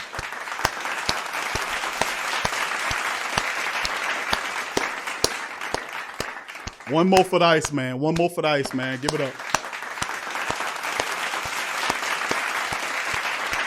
Like you're in church. All right, yeah, and that's big up to the Iceman, because that was a great question, man. You know, why did he let Mike Nolan go? And he went to the Dallas Cowboys to be their defensive coordinator. They got Everson Griffin out there. They was able to get HaHa Clinton Dix as a safety in the back end. Demarcus Lawrence is healthy. They've improved the defense and added him there. And Mike Nolan is a fierce, really intelligent coach. I like his experience. I wouldn't have not let him go. But Dennis Allen is Sean Payton's boy. That's the bottom line, and that's why he's still here. And, you know, and I forgot who it was. I think it was Kevin or 985 Live that said that they think that he was, correct me in the chat, family, who said it, but it was, you know, they saying that the Saints, when the Saints win the Super Bowl this year, they're going to pick some of the coaches away, and then Dennis Allen will leave to go be a coach somewhere. Listen, people say Dennis Allen won't ever go nowhere to be no coach. Let me tell you something. If Adam Gase the guy that used to be the Dolphins head coach who got fired out of that, and then the Jets went and got him and be their head coach, and all he does is destroy teams. Nobody likes him. He's an asshole. So how did this guy keep getting jobs? And I don't think Dennis Allen can get it, and this guy got a job. Oh, it's hope for Dennis Allen. It's hope for him. All right, let's keep it going here. Thank you, boy. Crash says Super Bowl the bus. I agree, bro. Thank you. Inevitable says we're literally only drafted 2 cornerbacks, Tracy and Lattimore. Tori says, hey, Q was on point with Big Q. Thank you, Tori. Appreciate that, bro. On Q with Big Q is a show we do on our Patreon. It's one of the lock shows. We do 2 of them. TSC Q&A, which is for the Patreon and YouTube members. And then, of course, On Q with Big Q is for the Patreon members. It's a show that we talk about the real stuff. Like some of the stuff I just talked about politics and all that. We keep it real on there. I play clips, all that kind of stuff. So if you're interested in that, join up for the Patreon. Check that out. The link is in the description. All right, let's keep it going. Thank you for that, Tori, by the way. DL said, you did any more research on that cornerback we picked up? I hope he plays special teams. Now, come on. He probably will play special teams, but I don't know how much serious he is. 5'11", 190. Not much to talk about by him. To me, he seems like he's a practice squad kind of cornerback. Don't seem like to me he'll press, kind of break anything. To me, it seems like Peyton them already set with their 5 defensive backs. If you look at what they're doing, you got the top 3, Laddie Daddy, Jack Rabbit, CD Deuce, a.k.a. the artist formerly known as Chauncey Gardner-Johnson. And then there's behind him, there's Patrick Robinson. Then there's, obviously, they're going to play PJ Peanut Butter and Jelly Williams at the cornerback position. So, which means Justin Hardy's behind him, and that's it. I don't see, and they're cool with that. They're cool with that lineup. So, there you go. All right, let's keep going there. Bishop One Love says, bring out Reverend Q. Thank you, Bishop. All right, Scoop says, not much on tape on B's a playmaker, if that helps. JT says, I brought a safe Q. That's waterproof and fire. Thank you, bro. That is, bro, that's, that's the right move, bro. Trust me, it is. And that will be a great investment. I'm telling you. Trust me. And you don't want to be like me with that, bro. Rush Hour said, you got to keep on praying because God's here you. That's right. The only thing you have to do is ask the question. I said that. And all that'll be given to you. It won't come, and be careful. You got to be ready for what you're asking for now, because Most High give it to you, whether you're ready for it or not. And you learn that teaching lesson. So be careful of what woman you ask for, what man you ask for, or what position you ask for. Seek counsel first before you ask. Meditate and pray before you ask for something, because you might not be ready for it. I'm just giving you that because I listen. People who know. Take that lesson to heart. All right, let's keep going. JT says, keep what you ancestors have taught. Ancestors, okay, thank you, JT. I say ancestors have taught your strength, preserve, and overcome all the non-believers. Thank you, JT. Well said. Jason King says, want to talk about stealing, Q? What about the BLM stealing over $1 billion in donations and not putting nothing back into the black community, instead using it to fund the Blue Party? Yeah, you're right, Jason. You're right, bro. When you're right, you're right. That's the truth. I've researched it already, and it is the truth. And they're playing with us, man. They're picking at our sores as a society, and they're instigating and picking to get. Listen, they have no intentions of doing right by the people. They only steer the people and make the people think that what's going on is in their benefit, and it is not. It is not. That's how they think that we don't have brains to do that. They come in with so much disrespect for the people. And it's a shame, because these people that are doing this I ain't gonna say they're godless, because they do have a God. He's just not the right one. And he promised them everlasting life if they was to put his little kingdom together. This in the scriptures, and people thought it was foolish. They thought it was nonsense. They thought it was bull. And then I keep telling you nowadays, keep your heart and your mind open for what you're going to see. If you one of them concrete ass people, you're going to go the way of the dinosaurs. I tell you what, keep your eyes open, keep your heart open, and your mind open, most importantly. And prepare yourself what you're about to see, because you're going to see a lot. These are the times. You're absolutely right, Jason. You're right. You're 100% right. I researched it, and that is 100% true. Take that as you will. JT says, we're rewriting time for the new world. Believe me. Yes, we are. JT says, Ice says, that's a great way to put it, Q. But what could be so evil that they would have warned us about? Oh, plenty. Extinction. This is what it's about. Eliminate 95% of the world's population. Read their textbooks. They tell you this. That's what it's about. See, and they believe in lesser magic. They believe in all these different magics. Where they'll tell you in movies, they'll tell you in books, they'll tell you in the kind of way, and they're thinking that if you don't do nothing about it, you act as an assistant for it happening. They try to also use that as a way to, to lessen the karmatic impact of what they're going or trying to do. You got to understand this. You pull off the veil of it, it won't work. It won't happen. But they have so much disrespect for your intelligence. It will be their downfall. So much disrespect for your intelligence as people that they see you as less than animals. And I'm just not talking to my people, to the people the black people. I'm talking to everybody. I'm talking to everybody because their plans impact you. No matter what color you are. You are marked for extermination. I'm keeping it real with you. If you want to know more, go on Q with Big Q. I covers that all on there and I keeps it 100% trill. Get on there and learn it. Share it with your people. Can't talk too much about it on here because you know why. They don't like that. So you won't listen to it? On Q with Big Q, join up, please. Join up when On Q with Big Q, go to Patreon. All right, let's keep it going, man. James somebody warned, Tremall says somebody warned PJ Williams about this butt getting cut last year. James says, what are the decent linebackers out there in free agency for us that are affordable? That's a great question. That's a great question, James. And you would think that Nigel Bradham would have been that dude, but man, what can I tell you, bro? I can't explain why you would put him in the street. And then you got Anthony Chiquillo who hadn't played one down for you, and you put him in the street. And he's behind Craig Robinson and Demario Davis, one of these guys. Well, Craig's beyond his prime. Let's just say that. Craig Robinson is not in his prime. He's a little bit beyond it. Demario's in his prime. Nigel Bradham is in his prime right now, but you put him in the street. I don't like that. And, no disrespect to the younger guys, but that's a lot to ask for. So, he was the perfect fit. Bob Rose wrote articles on that from Sports Illustrated. And big ups to Bob because Bob said that. He said, man, Nigel Bradham means a lot. Then the Saints get him and then put him in the street. Not too long, like a week later? It's absolutely, I don't get it, bro. We'll see how it shakes. Bishop says, family still need to be aware of the controlled opposition. Thank you, Bishop. Daniel, what up, Daniel? Who that, baby? Rockwell Thomas, who that to you? Rockwell says, if we get anybody, I'd rather it be another cornerback because we got to see the Chiefs in the Super Bowl and we got to find a way to get rid of PJ Williams. Thank you, Rockwell. Appreciate your family. Who that to you? Bishop says that's why they poison everything to keep you cut off from your pineal gland. That's true too. That's true. A lot of people don't know about that. Research that. Like I said, when you pick up little stuff right here, please, family, and I'm talking to everybody, you're hearing this for a reason.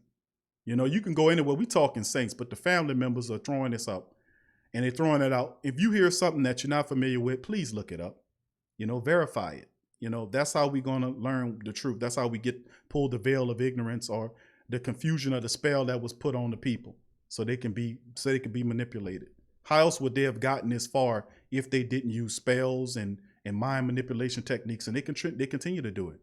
They continue to do it to this day. But guess what?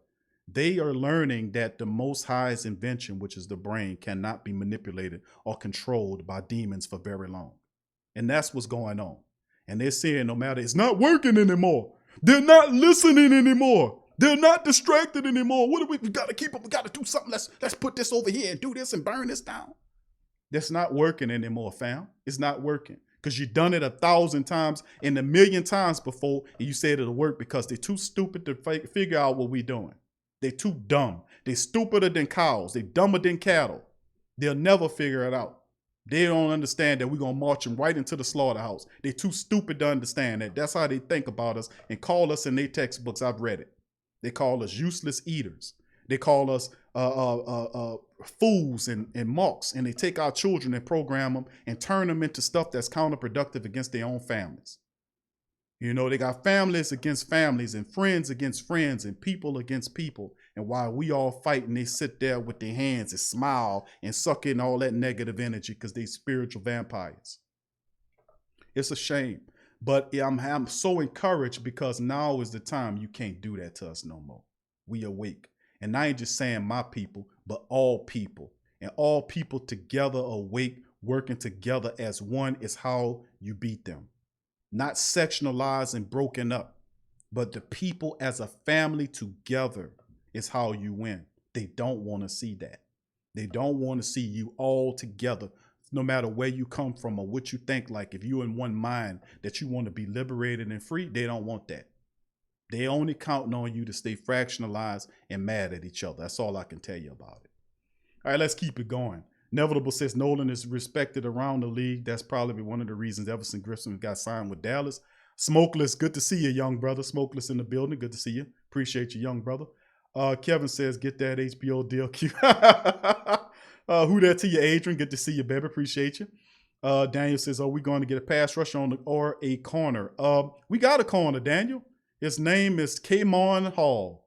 And you got a pass rusher, Daniel. Also, his name is Marcus Hunt. Now, obviously, that's all we're going to get.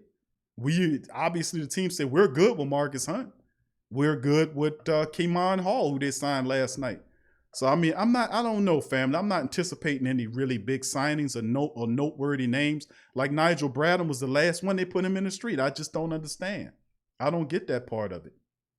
You know, Demi, who that to you, Demi? Good to see you, baby, in the chat. DLP 2600, what's up, fam? Good to see you, my man. Appreciate you joining us. All right, and the rest of the family members chiming in as well. I'm working my way fast as I can get down the chat, fam. Y'all been talking, man. I'm just trying to catch up with y'all, fam. I'm just trying to catch up. All right, let's keep it going here. All right, we got a bunch of everybody saying hellos and highs, and that might give me a chance to catch up a little bit. Kevin says that was a good point you made on Q with Big Q. I heard the stories about the agencies having those agendas. I'm telling you it's real. I've been telling people, man, listen, I've been awake since I was 16 years old, family. I'm 43 years old. I've been awake and reading them people's stuff since I was 16. You can't tell me nothing about that, man. And my friends and family, I woke up a lot of my friends and family members after years of proving them and showing them and telling them. Only thing you have to do is tell them and leave them be. They'll see it sooner or later and say, damn, he told me about that. You know? Then I tell them, and then it happens. Say, how did you know? Because I read their books. They put it in the book. Yep. Because they said you was too stupid to read it to find out. I've been awake. I've been awake since I was 16. I've been reading that type of stuff since I was 16. So sad to say, but I wanted to know why everything was what it is and why people were suffering as bad. That's 16 years old. I was like, why are people suffering? Why are people dying? Why are there drugs everywhere? You know, why they can't stop the drugs? What's going on? Why you can't go where they are and do this, that, and the third? You know, simple questions an innocent mind would ask. Why there's so much suffering? Why are people so poor? Why there's so rich people that have all the money and then they don't help the poor people? Why they got homeless people that's sleeping under the bridge? Don't anybody care about them? You know, why there's so many wars and why are people dying for stuff over there, taking other people's stuff? What are we doing? I asked those questions at 16 because I became aware of all the suffering in the world. And I would ask the question, why? You know, you lose family members, you lose friends who get shot and killed. You know, like I've said, I'm from the lower 9. You know, I lost friends that died. One of my best friends as a child was my cousin Burnell, and he was killed. He was killed around the corner from where we stayed in the Ninth Ward. I heard the shots that killed him. I thought it was somebody else until he didn't come back. I seen my friends get drug addicted, and I asked them, you know, why? Why is all this going on? Classmates, teammates. It happens, and you ask the question, why? Why the babies dying? Why the people spraying and shooting in the hood and the bullets killing the babies? The babies never hurt nobody. That's why I'm big on the babies. That's why I'm big on the women too. You know, why are we so down? What's going on here? Why are we so lost? What's happening? And I ask those questions, and those are powerful questions for a young person to ask. Powerful questions for any person to ask. And what happened was I was given the answers. And I was ready for them. Because I really wanted to know sincerely. Wanted to know why everything was so bad. You know, why was this and why was that? And I got it. And boy, why I got it. And it made sense of it all. It made sense of it all. It made sense of everything. And then you go to a point you're like, no way. You mean to tell me no way? And then you watch it over the time develop, and then you understand, yes, it's true. So that's the journey. The journey is you have to first ask with a genuine heart, and it'll be given to you. The universe will give it all to you. And then it also gives you an empowerment, because once you know, you can empower yourself, you know. And of course, it's an issue. It's a period when you go through anger and madness because, obvious thing. That's a normal reaction, you know. But that's just a brief insight on it, of my mentality about why I know what I know. And I had a while. I spent the majority of my life trying to figure that out, man. You know, and I just thank the Most High for giving me what I asked for, and I continue to move forward. So, just a little sharing with the family. You know, I'm transparent, man. You know, I try to be a little bit. You know, thank you for that. Thank you, DLP. Tori says, enjoy the chat with the fan, baby. How everything going? For love. Thank the family members. Thank you, GM Kev, for that as well. And Tori, thank you as well. Bishop, one love. And the rest of the family. Tremal, big ups to you as well, family. Thank you for that. Ramsey says, watch out, Q. Everything is setting up for a one world government. Everybody needs to examine yourself and get your house in order. Cause God is on his way back. He working through the people, bro. You're definitely right. He working through the people. But remember, man, the part of it is too, that, you know, the creator's got to be in you, and he works through you as well. You got to be a vestige or a vessel for the creator to work through. So allow yourself to be not used, but allow yourself to be mobilized for the creator, man. Because you know what's wrong, you know what's right, y'all do. You know, so understand that and be ready for that, because you're right. The time's drawing nigh, and we'd be fortunate to witness, you know, something, because sooner or later it's got to come to a point, and that point's coming soon. So just be mindful. DLP says, please send prayers to all residents of Lake Charles and area. Hurricane is about to destroy that area. Thank you, DLP. Thank you, brother. And like we said, let's put all the prayers together. Family, Lori, Demi, Derek, and all my family members. All of us say a prayer in our minds and our hearts for the people where the storm is going to be impacted, because it's supposed to intensify to a 5. Going through that's 165 mile per hour sustained winds, and that there is nothing that can withstand that. And when it's coming in, it's going to bring a 25 feet wall of water. Whatever's in there is going to be pushed out of there. So just be mindful of that as well, family. Thank y'all for that. Appreciate that, DLP. That was well said, my brother. Appreciate you. Let's keep it going. So it's letting Nolan leave, cutting Warford, and putting Bradham on the street are 3 biggest mistakes. I don't like none of those. We'll see how it goes, bro. A lot of people say, I trust my coach. Well, we'll see. John, who that to you? John Thompson, Big Q. Who will the Saints use as the Gronk stopper, Jenkins or Alex Anzalone? That's a good question, bro. I would probably put Demario Davis there as well. You might see Alex Anzalone, but Alex is supposed to play the Mike linebacker position. But if you're going to go into that modified nickel, then I would say Alex Anzalone would be on him. You might see Demario or Alex Anzalone, or you can see Jenkins throwing on Gronk as well. So they got 3 tight ends that are all difficult to stop. My favorite one out of all of them is not O.J. Howard or Gronk. I like Cameron Brate. And I was like, if the Saints could end up, if Cameron Brate hits the free agency and the Saints can end up getting him back, because he started with us and they pulled him off the practice squad, and he's been balling for them ever since. If they can ever get Cameron Brate back, to me, that'll be really big, because that dude is a beast, man. Cameron Brate is awesome. They got those 3-headed tight ends, which is O.J. Howard's athletic. He's been working out to get better. Gronk's there. Listen, they're going to be terrible with those tight ends. So great question there, John. Sport Talk, what's going on? Sport Talk 365. He says, are you doing on Q with Big Q on what occurred today? Oh, the show released, today, as far as the conditions of today. Yes, sir. The show, we talk about stuff that's directly impacting us today. And the original ones, I'm kind of shifting I guess I'm changing the format of it and getting a little bit more on the heavier end. I used to go light and heavy. to prepare you to what I'm about to do, but I'll kind of switch that format because, we bringing in the TSC Unleashed, which we'll be talking about a lot of the stuff that we would have talked about on Q with Big Q. So I'm just keeping it real, political, entertainment stuff, and we'll talk about that, but not base level epidermis type stuff. We're talking about stuff below the layers that most people might not know. And truth be told, if you listen to On Q with Big Q, you're going to leave away with something, bro. You're going to walk away learning something that you didn't know before. And it's not just a bunch of rhetoric. It's actually with me and then stats and interviews proving, reinforcing what was said so that you understand it's just not just stuff that, he making up.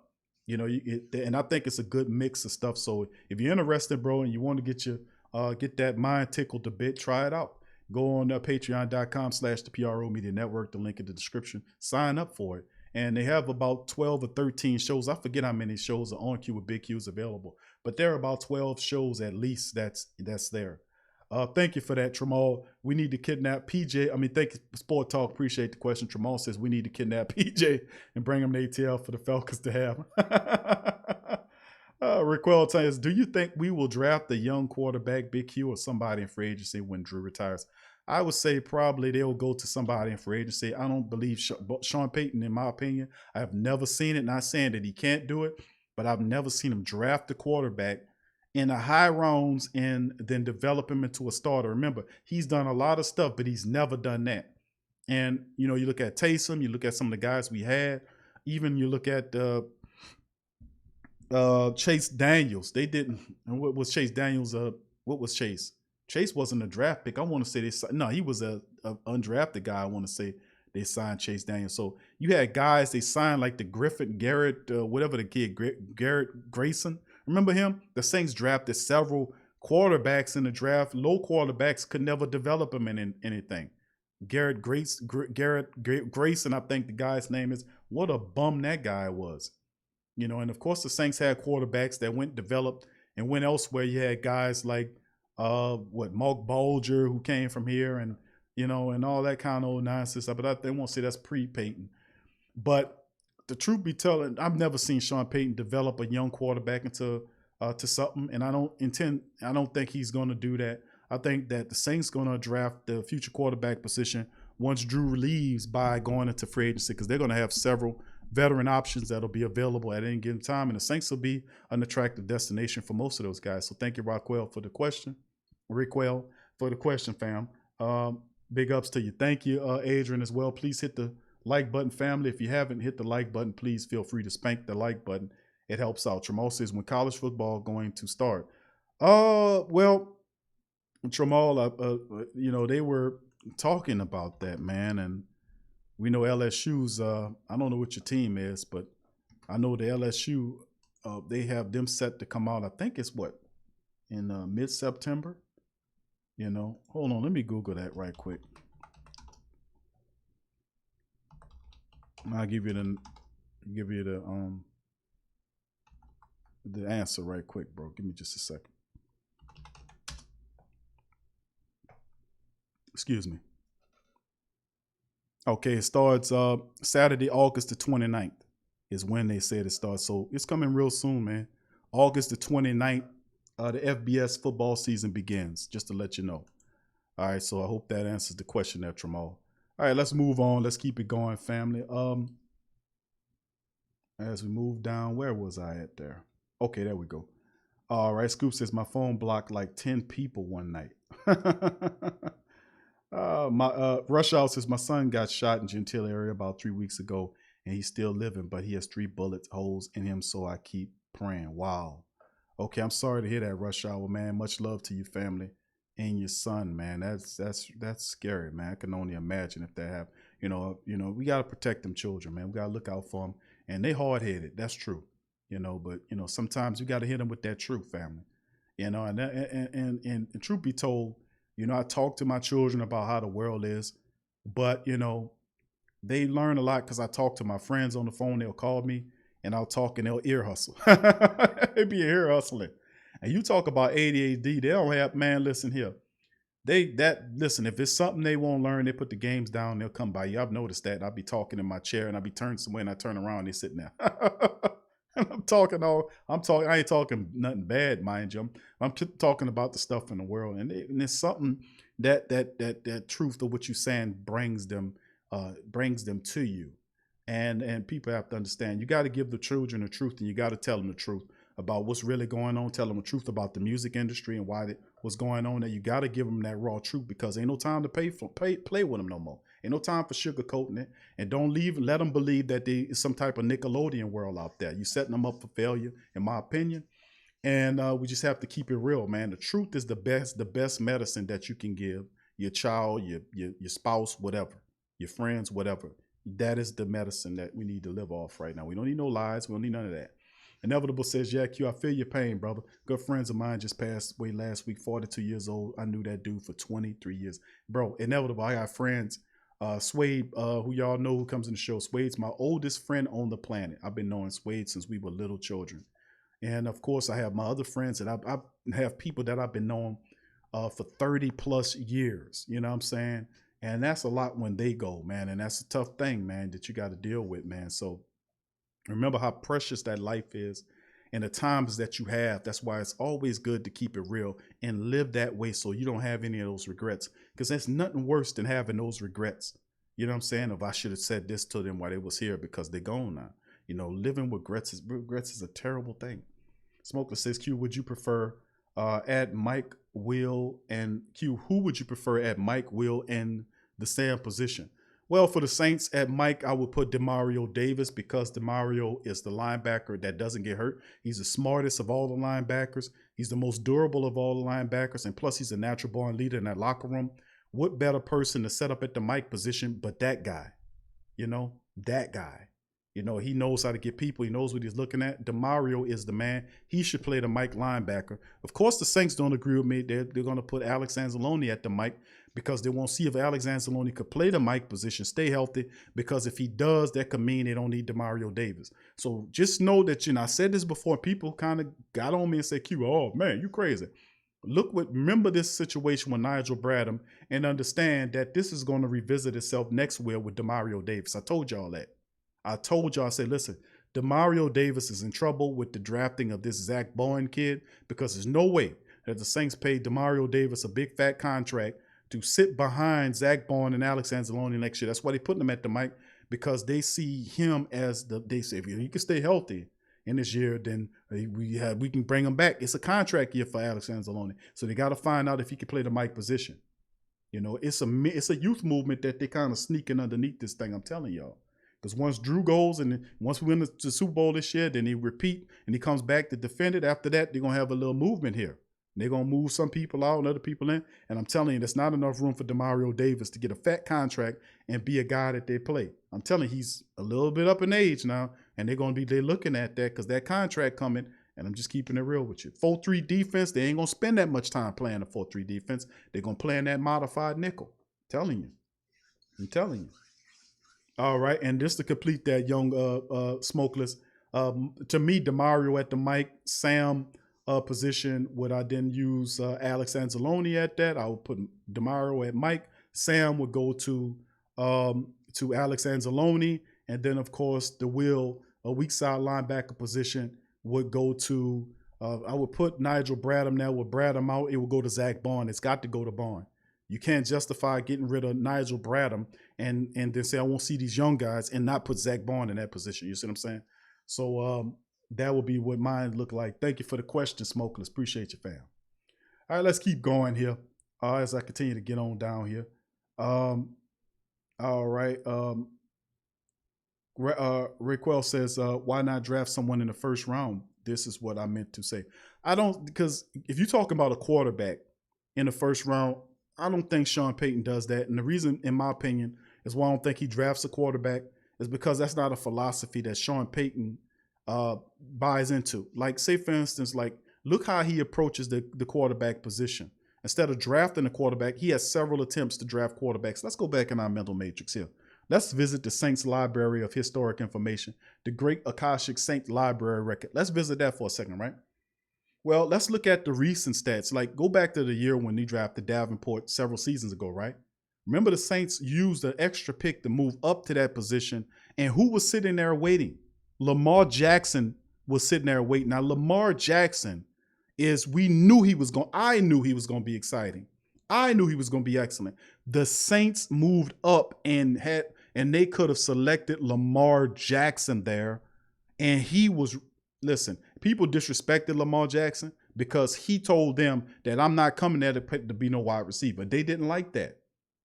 And also why I think Darius Geis is being, he first got to the league, he was under attack from really mysterious stuff that was going on because he kind of blurted out stuff that they didn't want to be known about the test that he was taking. He told them about that, and they told him on there, do not tell us about that. He told them that they asked him about whether he slept with somebody or what was his and all this kind of stuff. They ain't supposed to ask you that. They got in trouble for that. Well, what happened with Darius Geis? He started having problems, and everything was, and see, you got to play ball to a degree in that there. Now, getting away from that, but everybody knew Lamar Jackson was the man. So Lamar Jackson came in a little big chested saying, I'm not doing that.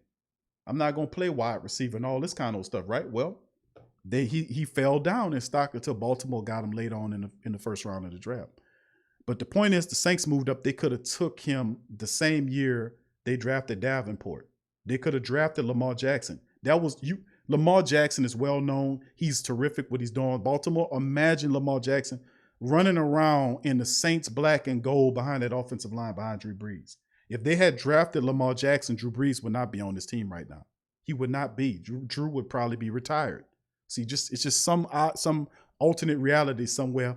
Lamar Jackson is a New Orleans Saints player. But in this reality, that showed me a lot when you had Lamar Jackson there and you didn't take him. And then if you go back further, the Saints had an opportunity to get Patrick Mahomes. All they needed to do was move up to get him, and they waited where they were thinking he would fall. KC moved ahead of him and got him.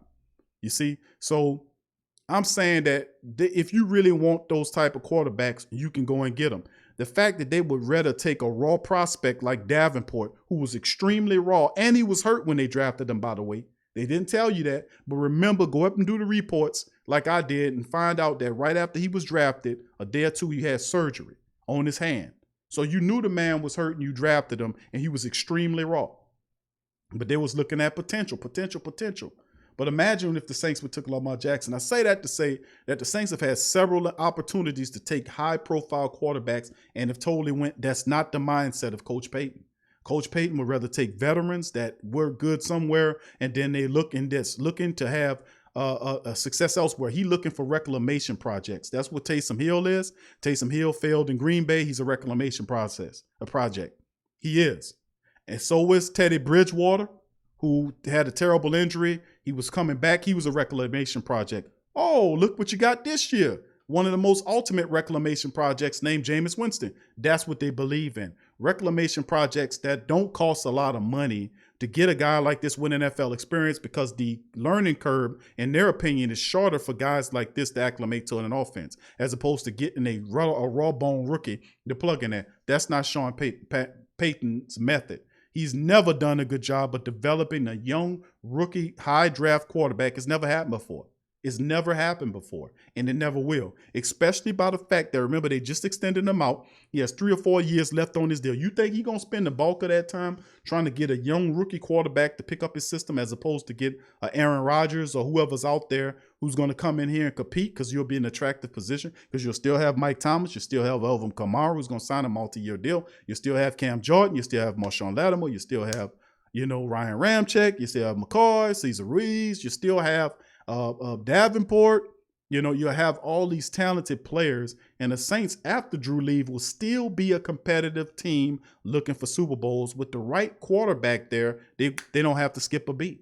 That's why it says, based on all those factors that I indicated, is the reason why I don't believe they take a first-round draft pick quarterback there. I'm just keeping it real with you. Never been done, never will be done, because Payton likes those veterans. He liked those reclamation projects. The proof is before you. Thanks for the question, fam. All right, let's keep it going there. Rush Hour So fam, thanks. I'm praying for you all, no matter where you at. Thank you, Rush Hour. Thank you. We got some great people, man. We have some great people in this chat, and I appreciate y'all, man. I really do, man. That's why I work hard for the Great Saint Think Tank. That's why I put on the best shows we can do. We always keep it real. We always passionate. We always engaging. You see what I'm saying? And people got to understand that's a difficult task, family, because We sit up here we 15 minutes past 2 hours. And you can watch stuff on television and don't stay as engaged with the content, but we blessed to have that ability, that skill to be able to, we are an engaging, alive, a platform, a family, and man, it's terrific, man. And I appreciate y'all, man. I really do. I really do. Thank y'all, man. All right. LT, what up, LT? Good to see you in the chat, family. Much love to you. John says, do you think Marcus Mariota is a good or average quarterback? I think Mariota is a good quarterback, bro. Thanks for the question, John. I do think Mariota is a good quarterback. And by the way, John Gruden is going Google Gaga for Marcus Mariota. Mariota dealt with he suffers from the Andrews Pete syndrome, as I call it. If there's any other player that I can put next to Andrews Pete and says that's the same hate that Andrews Pete gets, is what this kid is getting. Despite all the things that Andrews Pete had to come through, including injuries in positions that he never played before. This guy was a first-round draft pick tackle who they didn't play at tackle. They said, we're going to play at left tackle. Nope, somebody's there. We'll put you at right tackle. Nope, there's somebody else. Oh, we're going to put you at right guard. Oh, we're going to move you to left guard. Okay, yeah, left guard. Now, this is your position, all right? Then we're going to move you to left tackle. When Teron got hurt, oh, you can go back to your position. Teron's back. Oh, Teron's hurt again. Move back out here. Oh, Teron's back. Move back to left guard. That's what they basically did, Andrews Pete. And he played a position he never played before in college, and guess what he did? He, despite all that movement, all of that instability, was still able to produce 2 back-to-back. He was still able to produce multiple Pro Bowl seasons at the position, earning himself a big contract, $57.5 million on 5 years. And people say he's a bust and he went to the Pro Bowl despite all that movement. They totally forget about all that stuff I said and say he sucks, Q. A Pro Bowler sucks, fam? How is that possible? But it's what it is. This kid suffers from that. Marcus Mariota had to deal with a different offensive coordinator damn near every year that he was in Tennessee. They were the model of inefficiency. They were the model of inconsistency. They didn't have anything stable there, and he had to keep learning offenses year after year after year. The line was shitty. He got hurt. He had to fight and come back and all this kind of old nonsense. But notice how they're having success now that the line has been fixed where they can protect the quarterback in Tannehill, who's benefiting from the running game now in a decent offensive line. They finally was able to put the line together. Just didn't happen during his tenure. Well, he leaves. The Raiders pick him up. And he's John Gruden's type of quarterback, not Derek Carr. Carr's not Gruden's guy. He loves Marcus Mariota because Marcus Mariota, when healthy and has a good line and a running attack, he could deliver the ball.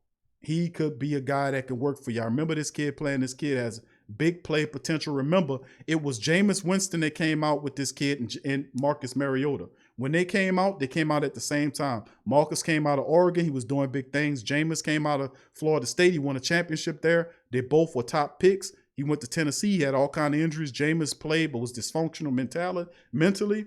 Jameis has found a home in New Orleans. Marcus has found a home in Oakland. And trust me, soon as he can get him in there, he will. He just got to protect them.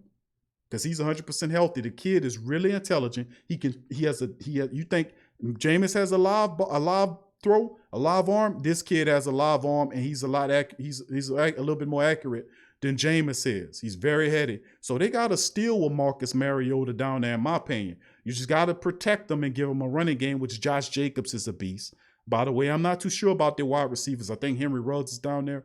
They got a decent tight end, the other guy, Waller, and all this kind of stuff. So don't know too much about the offensive line, but they have a lot of rookies on the team. But Marcus Mariota, in my opinion, man, is a good quarterback to have. You just got to protect him and give him a running game, just like most young quarterbacks. That's what I think about him. Thank you for the question, John. Iceman says, damn, rush hour. Sorry to hear that, fam.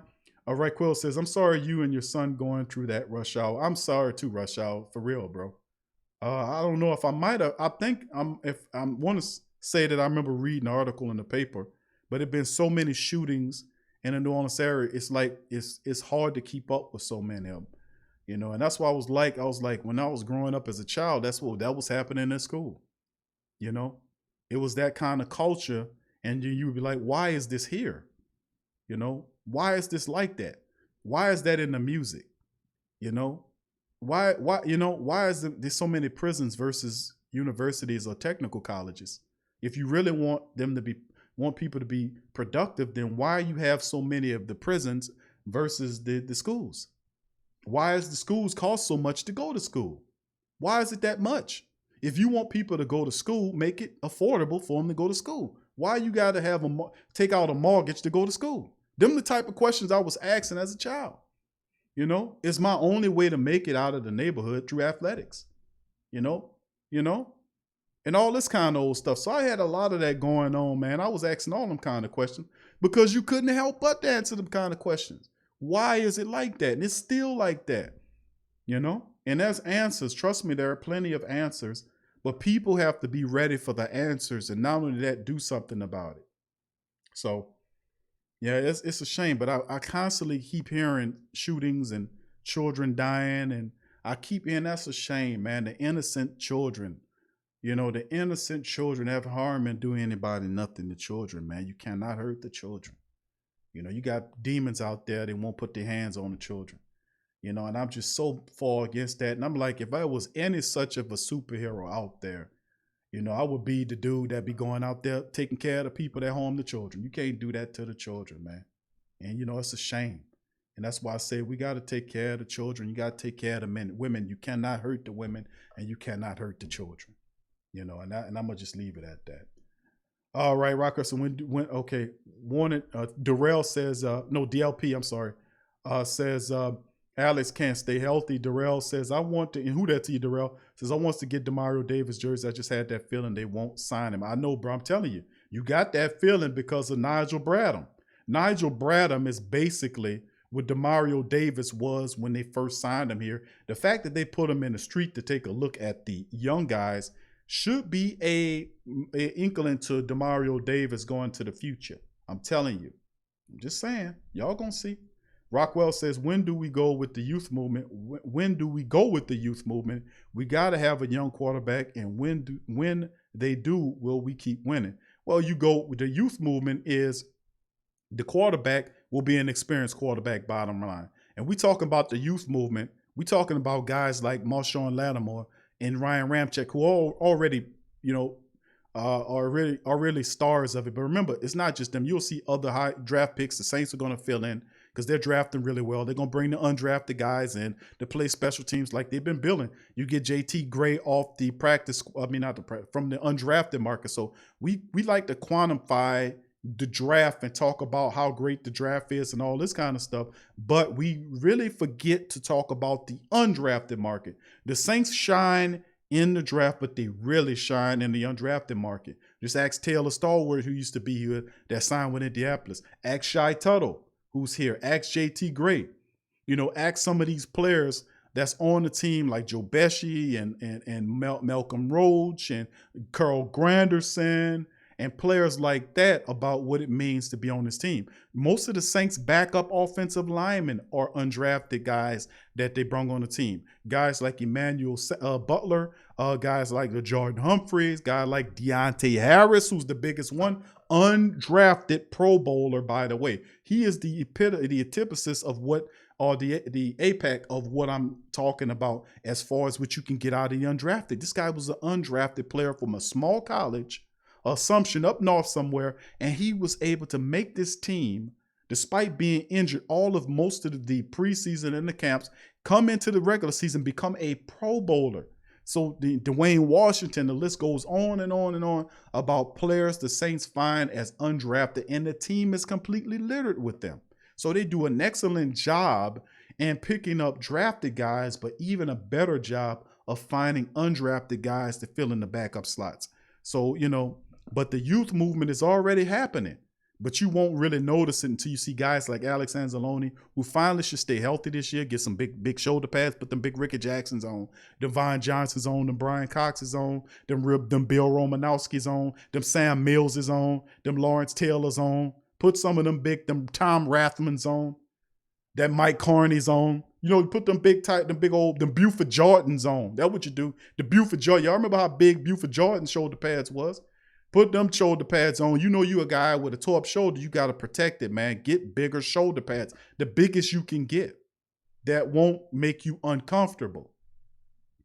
And you know, that's my take on it. But thank you for that. And I think they'll continue to win because of the culture. Drew Brees represents so much. But remember, when you remove Drew Brees out of it last year with the injuries, the Saints went 5-0 without Drew Brees being there at the quarterback position. DeMario Davis took over the emotional, spiritual aspect of the team, and he was doing a fantastic job with the speeches and everything. The Saints went 5-0 without Drew. That's a big thing, because it goes beyond Drew as the culture. He benefits from the culture and the overall mindset of the team. The Saints are attractive to a lot of veterans. Malcolm Brown came here after winning 2 Super Bowls with the Patriots. He came here and says, I wanted to come here because it looked like those guys were having fun. He wasn't having fun in New England. So did Teddy Bridgewater, said the same thing when he came here. Looked like these guys were having, and several other free agents that came here said, man, the Saints look like they're having fun. I just wanted to come down here and experience it. Then they come down here, fall in love with it, don't want to go nowhere. Teddy Bridgewater wouldn't have went nowhere had Sean Payton played with him last year and lied to him. He would still be here. But let's keep it moving. But that's my take on it, family, is that you're already going through the youth movement right now. You already are. You know, and you continue to find people that will step up and fill in. That's the Saints. That's how they're doing business right now, and I love it. Jamal says DeMario deserves that money. He improved our defense since Vilma. He does. But they're not going to pay DeMario, who's in, that's going to be, what, they're going to give him a 3-year deal? Sooner or later, DeMario, he's playing at the top of his career right now. But the Saints are going to invest in Alex Anzalone before DeMario, because Alex Anzalone is a younger player. He'll be cheaper than DeMario. And the fact that the Saints recognize that they don't play much 4-3. They don't play very much 4-3. So if you do bring DeMario back, what do you do with Zach Bowen? That's not the game plan. They want Zach Bowen to play linebacker. They said that when they drafted him. We want him to know. We want him to learn the mic. We want him to learn inside and outside. They see him as a player that never leaves the field. They wanted a linebacker that can play the run and the pass and never leave the field. That's what Alex Anzalone represent, minus the injuries. That's what Zach Bowen represents. He's a guy that never leaves the field. He can play inside, outside. His speed is good enough where he can cover tight ends and running backs out the backfield. He's also smart enough to make the tackles and against the run. You know, and so this guy never has to leave the field, and that's why they drafted this guy, because he's a dual guy that never is going to leave the field. I appreciate that, bro. Thank you, Tramal and Rick and Rickwell. William Dickerson, who that T, says Saints at 7-8 roster right now.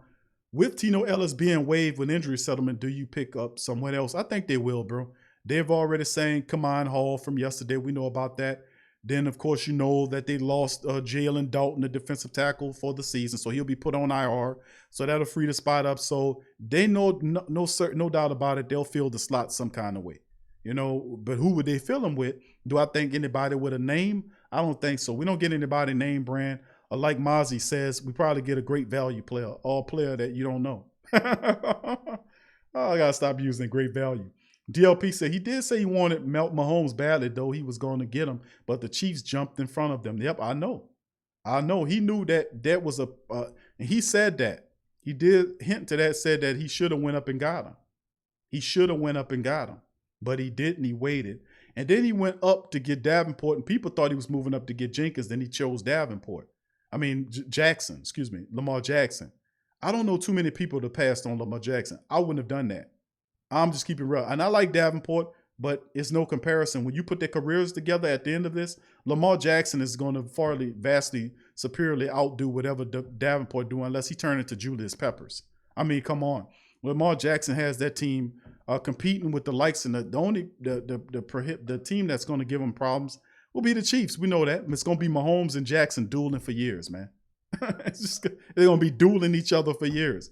And who goes to the Super Bowl? I mean, it's going to be, and he's going to get better because he's smart, he's fast. And that type of game-changing player, I would have not passed on that, bro. I would have not done it. I would have been able to find a pass rusher as good as Davenport in the next couple of drafts. I mean, if I wanted bad, what happened in the next draft? Chase Young came on the scene. Who will be a better defensive end? Is it Davenport or Chase Young? Chase Young came out at Ohio State dominating. If you really wanted Chase Young, the Saints could have moved up and get him. They just need draft capital to do it. If you're serious about getting a top-notch defensive end, is what I'm saying. But there are not going to be too many Lamar Jacksons that you will get an opportunity to get on your team. I'm just saying, you know. But he don't believe in drafting quarterbacks high and working with them to be the teams. I'm telling you, that's not his mindset. He's never exhibited that, even though he said he was. In the 2 attempts that he had, he's failed and always went to reclamation projects. It's just what he does. I think that's just what he's comfortable with doing. Rush Hour said, I represent the Saints and the Who Dat family for real. It's on my 18. He says, on my 18 wheeler, and I passed by the Falcon Stadium with my truck laughing at the dirty pitching. Yeah, you're right, Rush Hour. Tramal says, Sean P. too lazy to groom a QB. Rick Quell says, I thought we moved up to get Lamar Jackson, but drafting Lamar would have pushed Drew out the door because he would have been in Taysom Hill role. No, that would have been fine. They still would have used him in the Taysom Hill role. You're right. But it wouldn't have pushed him out of the door. You know, he would have been gone when he was supposed to be gone, meaning that Lamar Jackson would be your quarterback right now. Lamar Jackson would have had 2 years in the Saints system. He'd have been taking over your position right now. You know, so we wouldn't have had Drew. Drew would have retired and went on television. You know, he would have went out. You know, so you know it's just another realm of thinking. It's another virtual. You know, it's another realm of what could have should have happened. But Sean Payton lives with it. He did it, man. So it's what it is. All right, I don't think he would have pushed him out. I think Drew would have left last year. That's how it would have went. Drew would have retired last year. And Lamar would be in here tonight. He would be doing it with 2 years worth of experience under his belt from learning the offense. He would have came right in and he would have been exciting. Imagine Lamar Jackson throwing to Mike Thomas. Imagine Lamar Jackson and Alvin Kamara in the same backfield. Imagine the fact that you would have the Saints offense would be even more dangerous with a guy like Lamar Jackson in there, simply because he gives you the threat of him taking off and running. So you would have to spy him, which means you would have to keep a defender attached to the quarterback at all times because he's dangerous, right? Which would take a defender, that you need to donate to another player off the board and attach them to the quarterback. That's why people really don't like playing Lamar Jackson, because the defensive coordinator got to put a guy to lock in on Lamar Jackson and spy him because he's so dangerous. You know, and that creates a whole new problems for the defensive coordinator because they know Drew ain't going nowhere. They can run everybody around and Drew could be sitting there and have an opening for 5 yards, and he can have a 15-yard cushion sitting in front of him and will sit in that pocket and try to find somebody. He won't take off and run. He won't do it. I've seen it. We'd be sitting on the 10-yard line. You have a 5-receiver look, everybody scattered around. Drew would be at the line, the middle linebacker guarding the tight end. There's a 10-yard cushion, and he could run right in there to the end zone. Drew Brees would stand there and look for somebody to throw to. That would not be the case with Lamar Jackson. Lamar Jackson would take off. Same thing with Taysom. You would have to spy mobile guys like that. You know, you would have to spy him. You would have to commit a extra defender to them, which would work for your offense. Is dangerous. So Lamar Jackson and Alvin Kamara, Mike Thomas, Emmanuel Sanders. Could you imagine how dangerous that is? You could imagine that. And then you would have Lamar for the next 4 or 5 years. To me, that's scary. You know, that's scary. And what's even scarier if you can get Taysom Hill on that level. If you can get Taysom Hill on that level, or could you imagine? Could you imagine? It's just, that's terrifying for defenses to imagine Lamar Jackson with the Saints offense. Could you imagine that? Come on. Alvin Kamara running around, Ty Montgomery over here, Adam Troutman, Emmanuel Sanders, Mike Thomas over there, Jared Cook. I mean, man, could you imagine Deontay Harris streaking down the field, Lamar Jackson throwing the deep ball to Deontay? Oh, my goodness, could you imagine that? That would be absolutely terrible and scary to everybody involved. You know, I would love to see Taysom, on that level as well, too. I ain't going to lie to you. All right, let's keep it going. Tramal says Bill Polian was dissing Lamar Jackson all throughout the draft process. And you know what? Bill Polian is old school, man.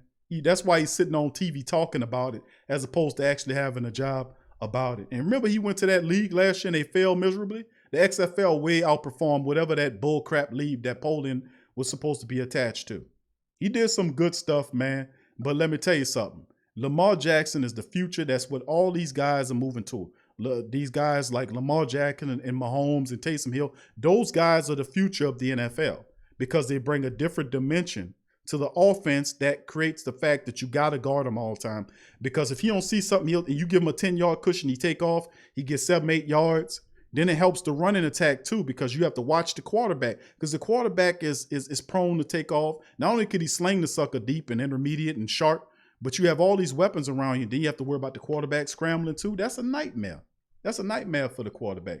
Bill Poland's old school, man. Yeah, DLP says Lamar is the real deal. The Saints passed on Lamar Jackson, man. I'm still puzzled with that. I like Davenport, but come on, there is no comparison between Davenport and Lamar Jackson.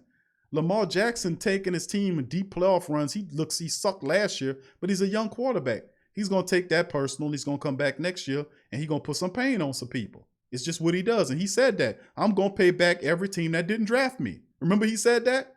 I'm telling you, he takes that personal. That's like Mike Thomas did. Mike Thomas said, I'm going to show every last one of you guys that put them 5 or 6 wide receivers before me. That's what great players do. They take that chip on their shoulder, and they use it to get great. There's no way Lamar Jackson should have passed by the Saints, but that just goes to the mentality of the Saints. They're not looking for that. Look what the Green Bay Packers did last year. The Green Bay Packers drafted Jordan Love, right? Jordan Love is anticipated to be a very good quarterback. LaFleur said, we're going to get this guy, and then next year, Aaron Rodgers out the door. They bring in Jordan Love, and trust me, Jordan Love's going to be a good quarterback for that wide open attack up there in Green Bay. Guess who had an opportunity to get Jordan Love to pass on? Despite all of the people saying he going to get Jordan Love, he passed that dude clean up. They're not interested in taking quarterbacks. He want reclamation projects or guys that know some semblance of the offense you could just plug and play. He don't want dude put that out there. I'm just keeping it real, fam. Look at the track record. Inevitable says, I read today Jordan Love is struggling big time. He's a rookie, bro. He gonna struggle. They ain't have no camps. You know, they have in the preseason. All the rookies are going to struggle right now. They got to get acclimated. Let's see how he look next year, though. All right, let's keep it going here, man. All right, who that to the Black and Gold family is joining us. Please smash the like button, family. Thank y'all. Trying to make it through all the rest of these chats, right? These chats, I'm exhausted chat before shutting the stream down. Demi says, Marcus still with the Titans. No, he's with the the Las Vegas Raiders right now. Demi, thank you. John Thompson says, what were the Saints thinking in the 2015 draft? 44 pick, Haloi Kakaha right before 45th pick, Eric Kendricks. I wonder who vouched for QB Garrett Grayson. He could be the Saints' worst pick ever. Sean Payton drafted Garrett Grayson. I think it was in the 3rd round. It was a 3rd round selection and couldn't do nothing with that kid. Couldn't develop him at all. That's not Peyton's strong suit. He's not good at developing rookie quarterbacks. And it could be the fact that he's not a patient dude, man. It could be that. If he's quite the authoritarian, as a lot of people are indicating, he could have patient issues with some of these guys. That damn sure didn't like how he handled Andrews Pete. But in the end of the week, you talk about quarterbacks, you know, I don't know, man. He just don't do that. All right, thank you for that, John. Inevitable says, imagine what Rodgers would do on the roster. Lots of wide. I know Aaron Rodgers would come on this roster, man, pick up that Saints offense. And they have that offensive line, the running game, and he would. That's what I'm saying. The Saints will be attractive for many different people. They'll have options of who they want to look at. It's up to them to look at them. You know, that's what it comes down to. All right, who that to you, Brandon? Good to see Brandon Cormier, Wayne Brady. What up to you, Wayne? Good to see you in the chat, brother. Rockwell says, cause they don't want you in school, they make money off you. Lucking up. I learned that growing up early in Philly. Thank you, Rockwell. Appreciate you. Demi says, Rush Hour, my prayers are with yours. Rush Hour says, yeah, you probably heard about that. He was trying to drive himself to the hospital, but crashed the car on 10. I think I did hear about that. Isn't that something, man? Yes, indeed. Oh, man. Verlin says, Sean likes the project QBs that they've proven their worth. I ain't seen him actually develop a single raw project. I know, bro. I've said that. I say, yeah, that opportunities to get quarterbacks. He passes them up. Don't want it. Rockwell says, I got to start proofreading. I'd be sounding stupid, but I mean, when we go with the youth movement, we have to go with a young quarterback. No, you don't sound stupid, Rockwell, man. Don't say that, family. You know, you don't sound stupid. This is a great Saint think tank. And sometimes we don't know some stuff. That's why we're here questioning. So don't ever, and that goes out to everybody, don't ever feel that whatever question you put in the chat is a stupid question or whatever. We don't do that. I'm not ridiculing anybody. Whatever question you put there, you know, feel free to put whatever question you want there. I'm going to try to answer to the best of my ability. But I understand you with the youth movement, thinking that the youthful movement started with the youth quarterback. But remember, Jameis Winston is 25 years old. He'll be 26 next year. He's still very young. He has 5 years. He'll have 6 years of NFL experience. He'll have a full year up under Sean Payton. So if you want to look at young quarterbacks, and he'll be in his prime, Jameis is a good pick to have. And that's the type of quarterback that Sean Payton would want to have here. He wants a guy that has plenty of experience, that was battle-tested, who has the athletic ability. He really likes Jameis. Jameis just has to pick up the offense and move forward and take it seriously. Looks like he can. So we'll see exactly what it is. So you are going to have a young quarterback there. Taysom is 30, but he's only played in the league for like 3 or 4 years. So even though he might be in his 30s, he's still a young quarterback because he didn't have all of the beat up stuff or the stuff up on him. You see what I'm saying? He's still considered young. Okay, Soldier for God says, what up, Big Q? Long time no see. It's been a while since I've been on here. Who that to you? Good to see you. That's right, Soldier for God. Shout out for San Antonio. Good to see you, family. Hope everything is safe with you in San Antonio as well. I know the storm is not coming your way. It's a big storm. Just be very careful of that. Thank you for seeing you, bro. It's been a while since I seen you in the chat. I hope everything's fine. Who that to you? JT says, Marcus Colston, 7th round. A school that, and then he says, close. Okay. Hofstra. All right, there you go. Let's see. Rockwell says, I'd rather draft one I love than to pay $100+ million for one, and we will still get good because our defense is good. I get you on that. I see what you're saying. All right, let's keep it going. I see Inevitable says Wayne Corbett went there too. Wayne Corbett. JT said teams look like they went away from paying pass rusher from another team. It just, when they get close to the time, you're gonna see guys like you're gonna see some of these older guys, the Logan Ryans and the Jadeveon Clowneys, the Clay Matthews. You're gonna see some of these guys come off the board, come off free agency and find a team sooner or later. It's getting close. It's getting close. All right. Yeah, Inevitable says Drew might have went and played somewhere else and not retired. You never know. JT says another Cordell/Stewart. Bishop says that's how we took that sack. Never mind. Rockwell said that's one rather draft a young quarterback that can move, because with Peyton and our defense, all the weapons we got, the NFL better watch out. We're going to be unstoppable. Thank you. Inevitable says seems like every time I put on NFL Network, they're covering the Bucks. Tom Payton, TB12, baby. Rush Hour says, LL, you were right about Brees. He's scared. But if Brees would have retired, I think the Saints would have took Brady and think Brady would have wanted to come to New Orleans. He did. He waited. He said that. He said that in the interview I played. I was listening to it, and I read it. Then I went and listened to the interview where the reporter wrote that story from, and he said that. He said he was monitoring to New Orleans to see what Drew Brees was going to do, and that's why he didn't sign until after Drew signed. He was waiting to see what the Saints were going to do.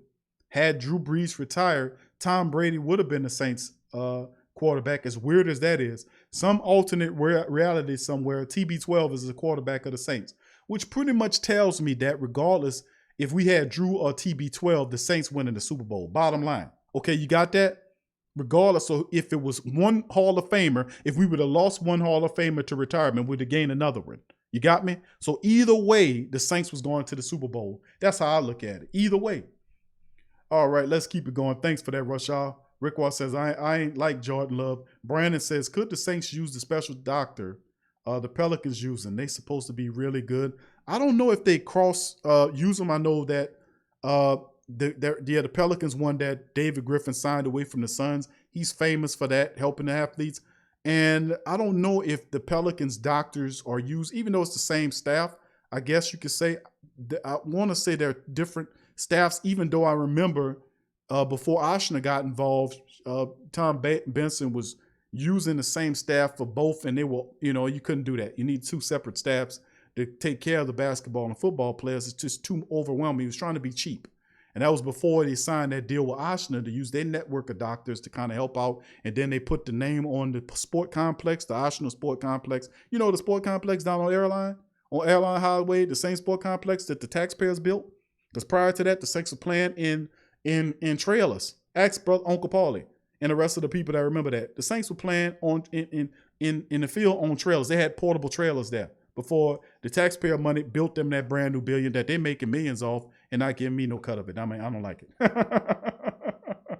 But yeah, you're absolutely right. I don't think they using him for that, but you never know unofficially that he could have an impact. I would say a guy as good as he is should have an impact in the Saints locker room. Just keeping it real with you.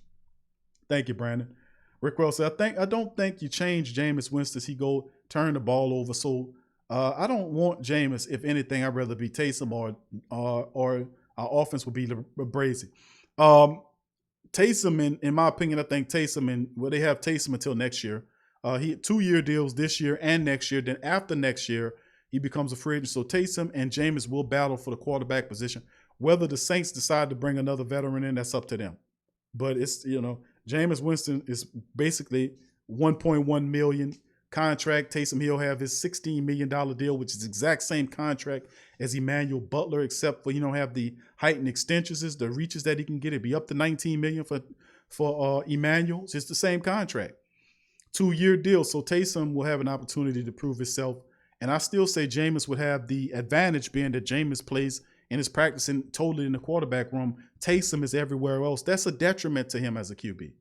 He might be seeing different things, but he's not practicing at the quarterback full time. There's no way you can outcompete or outperform your quarterback, but you're playing wide receiver, special teams, running back. You're in all these other rooms while one guy is in one room learning everything he needs to learn at the QB position. You're missing out because when you're supposed to be learning about this, you're in the wide receiver room learning about that. How are you going to outcompete Jameis Winston for that position? And he's getting all that instruction while you learn how to be a wide receiver. That's why I'm saying it sets him up to fail as a quarterback. I said that, and people was like, they didn't agree with me. And I'm like, it's commonsensical to me. All right, let's keep it going. Uncle Paulie, what up, Uncle Paulie? Good to see you, fam. Jason King said, didn't Peyton develop Tony Romo in Dallas with Parcells? Heard a rumor Parcells doesn't like black QBs, not starters anyway.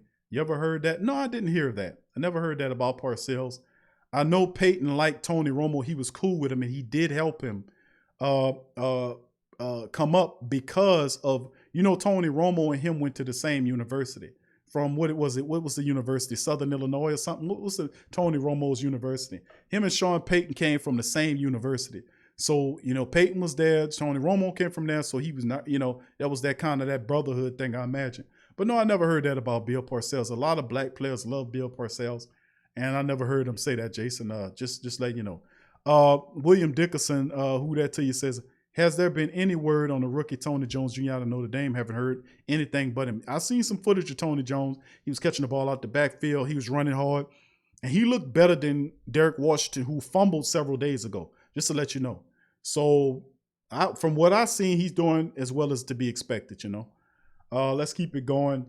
Jonathan Wilson, what up, Jonathan? Who that to you? Kenny Sutton, who that to you as well?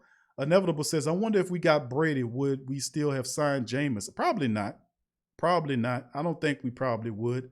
Who knows? He signed it for 1.1. That wouldn't have been a bad move either way to take both of them. So it wouldn't have been a bad look. 1.1 million. You can't miss that. But but who knows? Tampa would have decided to stick with Jameis, or they would have went in a different route. Who knows? I don't know how that would have been handled. But chances are they probably wouldn't have. Tampa Bay probably would have tried to keep Jameis around. So they just, to have some familiar. They probably would have tried to keep him if we'd have got Brady. It would have changed everything around, wouldn't it? Inevitable says, Uncle Paul, because the Saints organization was stuck on stupid that day. Paul says, hey, Jason, some of them old school NFL coaches would thought like that. I got a book about Doug Williams quarterbacks, a must read. Williams wanted to come to New Orleans Saints, but they took Bobby Abraham. Uncle Paul didn't know all that. See, Eastern Illinois. Thank you, Will. Thank you, William. He said, yeah, that's where Romo comes from. That's where Peyton comes from. So you can, that thing about I keep saying about brotherhood and relationships. Thank you. Robert Clark. What up, Robert? Good to see you in the chat as well, man. Bet Decius. What up, Bet? Good to see you, family. Says Tony Romo went to Eastern Illinois. Good to see you, Bet. Derek says, yeah, you're safe. You're a safe area and out of the way of the storm, right? Okay, and once again, thank you for that, Derek. Please hit the like button, family, in the chat. 60 plus people in the chat. Please spank the like button. Share the link on your social media feed. It helps out the chat as well. 2 hours and 50 minutes, 10 minutes off a 3 hour Who Dat Wednesday Saints Talk, breaking down what happened for those people that's just joining the stream. We played some Peyton as he broke down thoughts on camp. We also covered several news items, including observations from this past day. Of course, tomorrow, the Black and Gold will be back at it. Tomorrow, we'll be back at it. Thursday, we'll break it down. We'll go into tomorrow's camp as well with interviews as well. And we'll keep it going. Inevitable says, all I know is I'm getting Clyde Edwards-Helaire first round pick in fantasy. Ha, ha, ha, ha. All right, family, just to let you know. And by the way, on the fantasy thing, be watching out, family. We're going to start the Fantasy League, the Sports Coma, the second annual Sports Coma Fantasy League. We had a ball last year. We're going to be firing it up real soon, man. So it's probably going to be before the end of this week. Probably by Friday, we'll be firing up the second annual Sports Coma Fantasy League. So remember, it'll be about 20 teams. It's going to be difficult. But, man, it was really tough last year. Had a lot of great fun in that one as well. So if you're interested and you're passionate about fantasy football, tomorrow, maybe Wednesday or Thursday, be looking out for the link. We'll probably announce it on the show and put the link in the show for people to sign up. But I'm anticipating the spots to go very fast. So if you're interested in fantasy football, the second annual Sports Corner Fantasy League is coming in the next few days. So be on the lookout for that, family. Much love to you. All right. Rockwell says we should have a Super Bowl. We should have 4 Super Bowl rings. If you ask me, we got the best teams in the NFL. I feel like Drew holding us back in a way, but our defense good enough to win a Super Bowl with any quarterback. Thank you for that, Rick. Well, very powerful. Jason says, I want to play this year, Q. Okay, I got you, Jason. I got you, brother. I got you, and we're going to make sure. So be on mind for all my fantasy people that's diehard fantasy players. That'll be happening in the next few days. So I'm announcing on the show. Even I'm going to probably put the link in the show, too. So those spots are going to go fast. So just letting you know. And, of course, like I think last year, the runner-up got $50. The winner got $100. So if you want to kind of test your skills, you get an opportunity to play. Check it out. It'll be happening in a couple of days. So who that to you? Thank you, Jason. T Dirty. What up, T Dirty? What's happening, baby? Who that for life? My dog T Dirty in the building. What up, fam? Good to see you in the chat, bro. Big ups to you. Please hit the like button as well, family, on this episode of the show as well. And, man, like I said, man, I just appreciate the fact in a stop and just talk to the family members about everything, man. I thank y'all for joining me on this show today. I want everybody to be out there to be safe. If you're in the eye of the storm or you're going to be impacted by the storm, please keep contact with the Sports Coma via the 24/7 live feed called Saints Up. Everybody know about the Saints HQ, right? Everybody know about the Saints HQ. Is our 24-hour non-stop live feed that runs consistently. If you put in the chat, the live chat feed on the 24/7 Saints Hub, if everything's fine with you, please let us know. A comment, put that in the 24-hour live feed, as well. So that's one of the good methods that we can use to stay in contact with each other, to let us know that if anybody impacted by that area, please be mindful to keep in contact with the Black and Gold family members. Also, to let the family members know as well, there's a Great Saint Think Tank Facebook page. I don't know if you guys know that as well. I don't promote it like I should. Maybe I should promote it more. But if you want to join the Great Saint Think Tank, you can join it on Facebook. Put in the Great Saint Think Tank and join the Facebook group to stay in contact with as well. So there's several different ways where we could do this thing. The link matter of fact, the link for the Great Saint Think Tank is in the description section, by the way. So if you guys are interested in doing that, to keep talking, communicating with each other when we off show. So that's what I say. It's the 24/7 live feed is a great way to keep in contact, because the live chat is live all the time. So you can feel free to still converse with each other, even though it's a replay, still converse with each other on there and join the Facebook group on Great Saint Think Tank on Facebook. So, just to let the family as well. All right. Jason says, my first 3 picks this year was Saquon, Lamar, and Kels. You're going to have a great year if that's your picks, man. Saquon, Barkley has to stay healthy. That's just the thing. You're going to score with Lamar. Kels is a beast, too. Those are really 3 great picks. But Saquon, man, you got to watch that, because he has to stay healthy, man. He's had his issues. But, man, the Fantasy League coming soon for my Fantasy League people. So just be ever so mindful of that as well. So I'd like to thank all the beautiful Black and Gold family members for chiming in this edition of the Sports Coma Wednesday Saints Talk, as we recap today's Wednesday day of camp with news and notes. And, of course, once again, very passionate and commentary, analyzation as well. And I also want the family members who listen to the show today, if you're interested in On Cue with Big Q or the TSC Q&A, which is locked content that's only available to our Patreon champions. You can go to patreon.com/PRO Media Network and sign up to listen to On Cue with Big Q. That's our political show where we talk about that real, you know what I'm saying? So open your hearts and minds to that as we break it down, because this is the time, man, where you'll hear a lot of stuff that you're not used to hearing. You got to keep that mind and that heart and open, because you're not going to be familiar with a lot of stuff coming out, because we've been lied to a lot, man. And I've been coming across that. We've been really lied to a lot. I'm gonna keep it real with you, man. They've done a lot of lying. I mean, these are a bunch of lying ass dogs, man. I'm just gonna tell you the truth. You're lying about everything, just lying all over the place. Just lie because that's all they can do. That's all they know. But just keep your minds and hearts open, man, and join On Cue with Big Q via Patreon. You could be able to listen to the show. There's about 12 or 13 shows available. We do one every week, just release one. It's about an hour long, really, really good content. Check it out. And you can also join and be able to get to the TSC Q&A through YouTube, a membership, but you can't get the On Cue with Big Q. That's strictly a Patreon thing. But you can get the TSC Q&A, which is a lock show we do every Tuesday at 6. Is a different format. People can get on there and live, and it's really fun, man. We do it from time to time.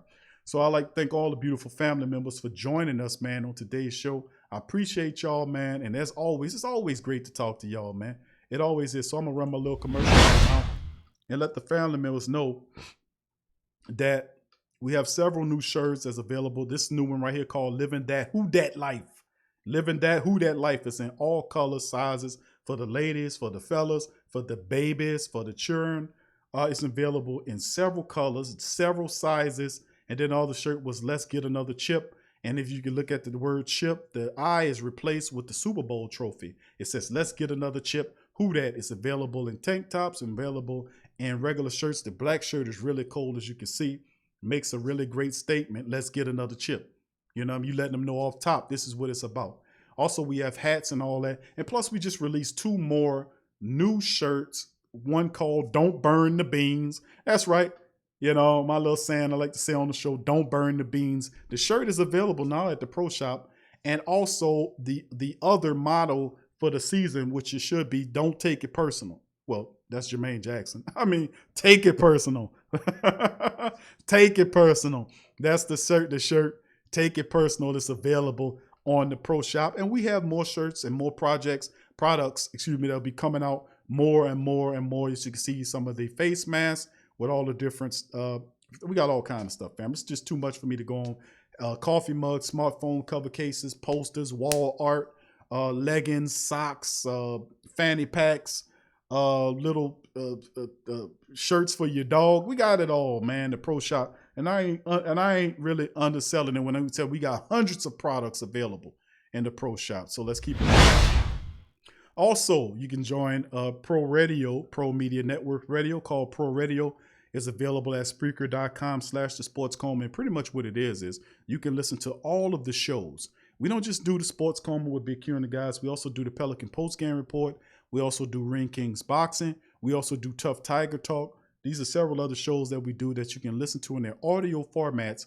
That's available at Pro Radio. Our radio broadcasts also go out to Spotify, iHeartRadio, Google Podcasts, Apple Podcasts. Man, we all over the goddamn place. So you can hit the link in the description section below to subscribe to Pro Radio. And then finally, I actually got one more after this. To become a Patreon, I talked about this. To listen to shows like On Cue with Big Q, you can become a Patreon for as little as $1 or as much as $20, whatever's in your heart to give. Whatever you donate, it always goes back into the building of the platform. As you can see, we've done shows every day. We do 2 shows a day now. It's a lot going on that you guys might have been aware about. It's the website, thewhodatdaily.com is also here. It's other stuff that's coming online, and soon we need a movement here. The Great Saint Think Tank is not just some YouTube crap. We are a movement. We serious about ours. We hardworking. We outwork your ass. We passionate. We determined, and we will not fail. We represent the best, the bright, and the most dedicated black and gold family members in the building. You know, we true about ours, and that's what we represent. So if you true about yours and you like what we're doing, and you will become a Patreon, you can sign up as a YouTube member, or you can go to patreon.com/PRO Media Network and sign up as a Patreon member. And then, you know, and that'll work out too. And also, just to let the family members know, I'd like to thank our sponsor of the show, Get Life Mask, at www.getlifemask.com. They have the Pelican face mask, the LSU face mask, and the Saints face mask. If you guys want to help out our sponsor, you can go to getlifemask.com and buy a mask from them. Remember, they're our sponsors. And in order for them to do it, I say, listen, you're going to sponsor, be a sponsor, you got to get a family members a break. So they gave me 10% off to give to you with the product code, The Sports Coma. So if you like the mask and you see, you know, you want to support, go to getlifemask.com, put The Sports Coma in there and get 10% off. Life Mask, breathe easy, says them. So I'd like to thank all the family members for doing what you do. Thank you, Derek, for that great prayer. Heavenly Father, I pray for the family. Your mercy and grace endure forever. We know that you have all power, and we depend on you. Depend only you, on you, and only you. Stand together against all attacks. In your name we pray. Thank you, Derek, for that great and beautiful prayer. The man D got to wait with prayers. Brother, very talented. Much love to Brother D and his wife. They're terrific people, man, and the rest of the family members as well, man. You know, great people, man. I'm blessed to know you guys and to talk to you guys, and we're here for a reason. That's all I got to say about it. And I'm happy to be here with you guys. So much love to you. I really, really mean that. And Inevitable, thank you as well, my man. Appreciate you. Thank you, Adrian, for what you do, and everybody, Scoob, Derek, and all the great Demi, everybody, Adrian, everybody, Jason. Thank y'all, man, for being here. Much love to y'all. As usual, man, we had fun in the ball. So I'm going to see you guys later tomorrow for Thursday's week recaps. Tomorrow, Saints Haps as well. But also remember, tomorrow morning we'll be doing the TSC Unleashed, where we talk about stuff outside of the sport realm. Of course, we didn't have too much to talk about. Tomorrow being that the players, credit to them, boycotted the shooting that occurred up north. So big ups to those brothers as well. So I thank all the family members for joining us on this. Please hit the like button. Please hit the notification bell, just in case I come back with some special content or a special or surprise show. Support the stream. Go to Patreon, join up, or go to the merch store. Go to the merch store and check out something. We probably got something nice for you and the family members as well. So I appreciate y'all. I love y'all. I'll see y'all later. Who that to you? Yeah. Well, all right. Like you always say, welcome, welcome, welcome. Number one sports talking D.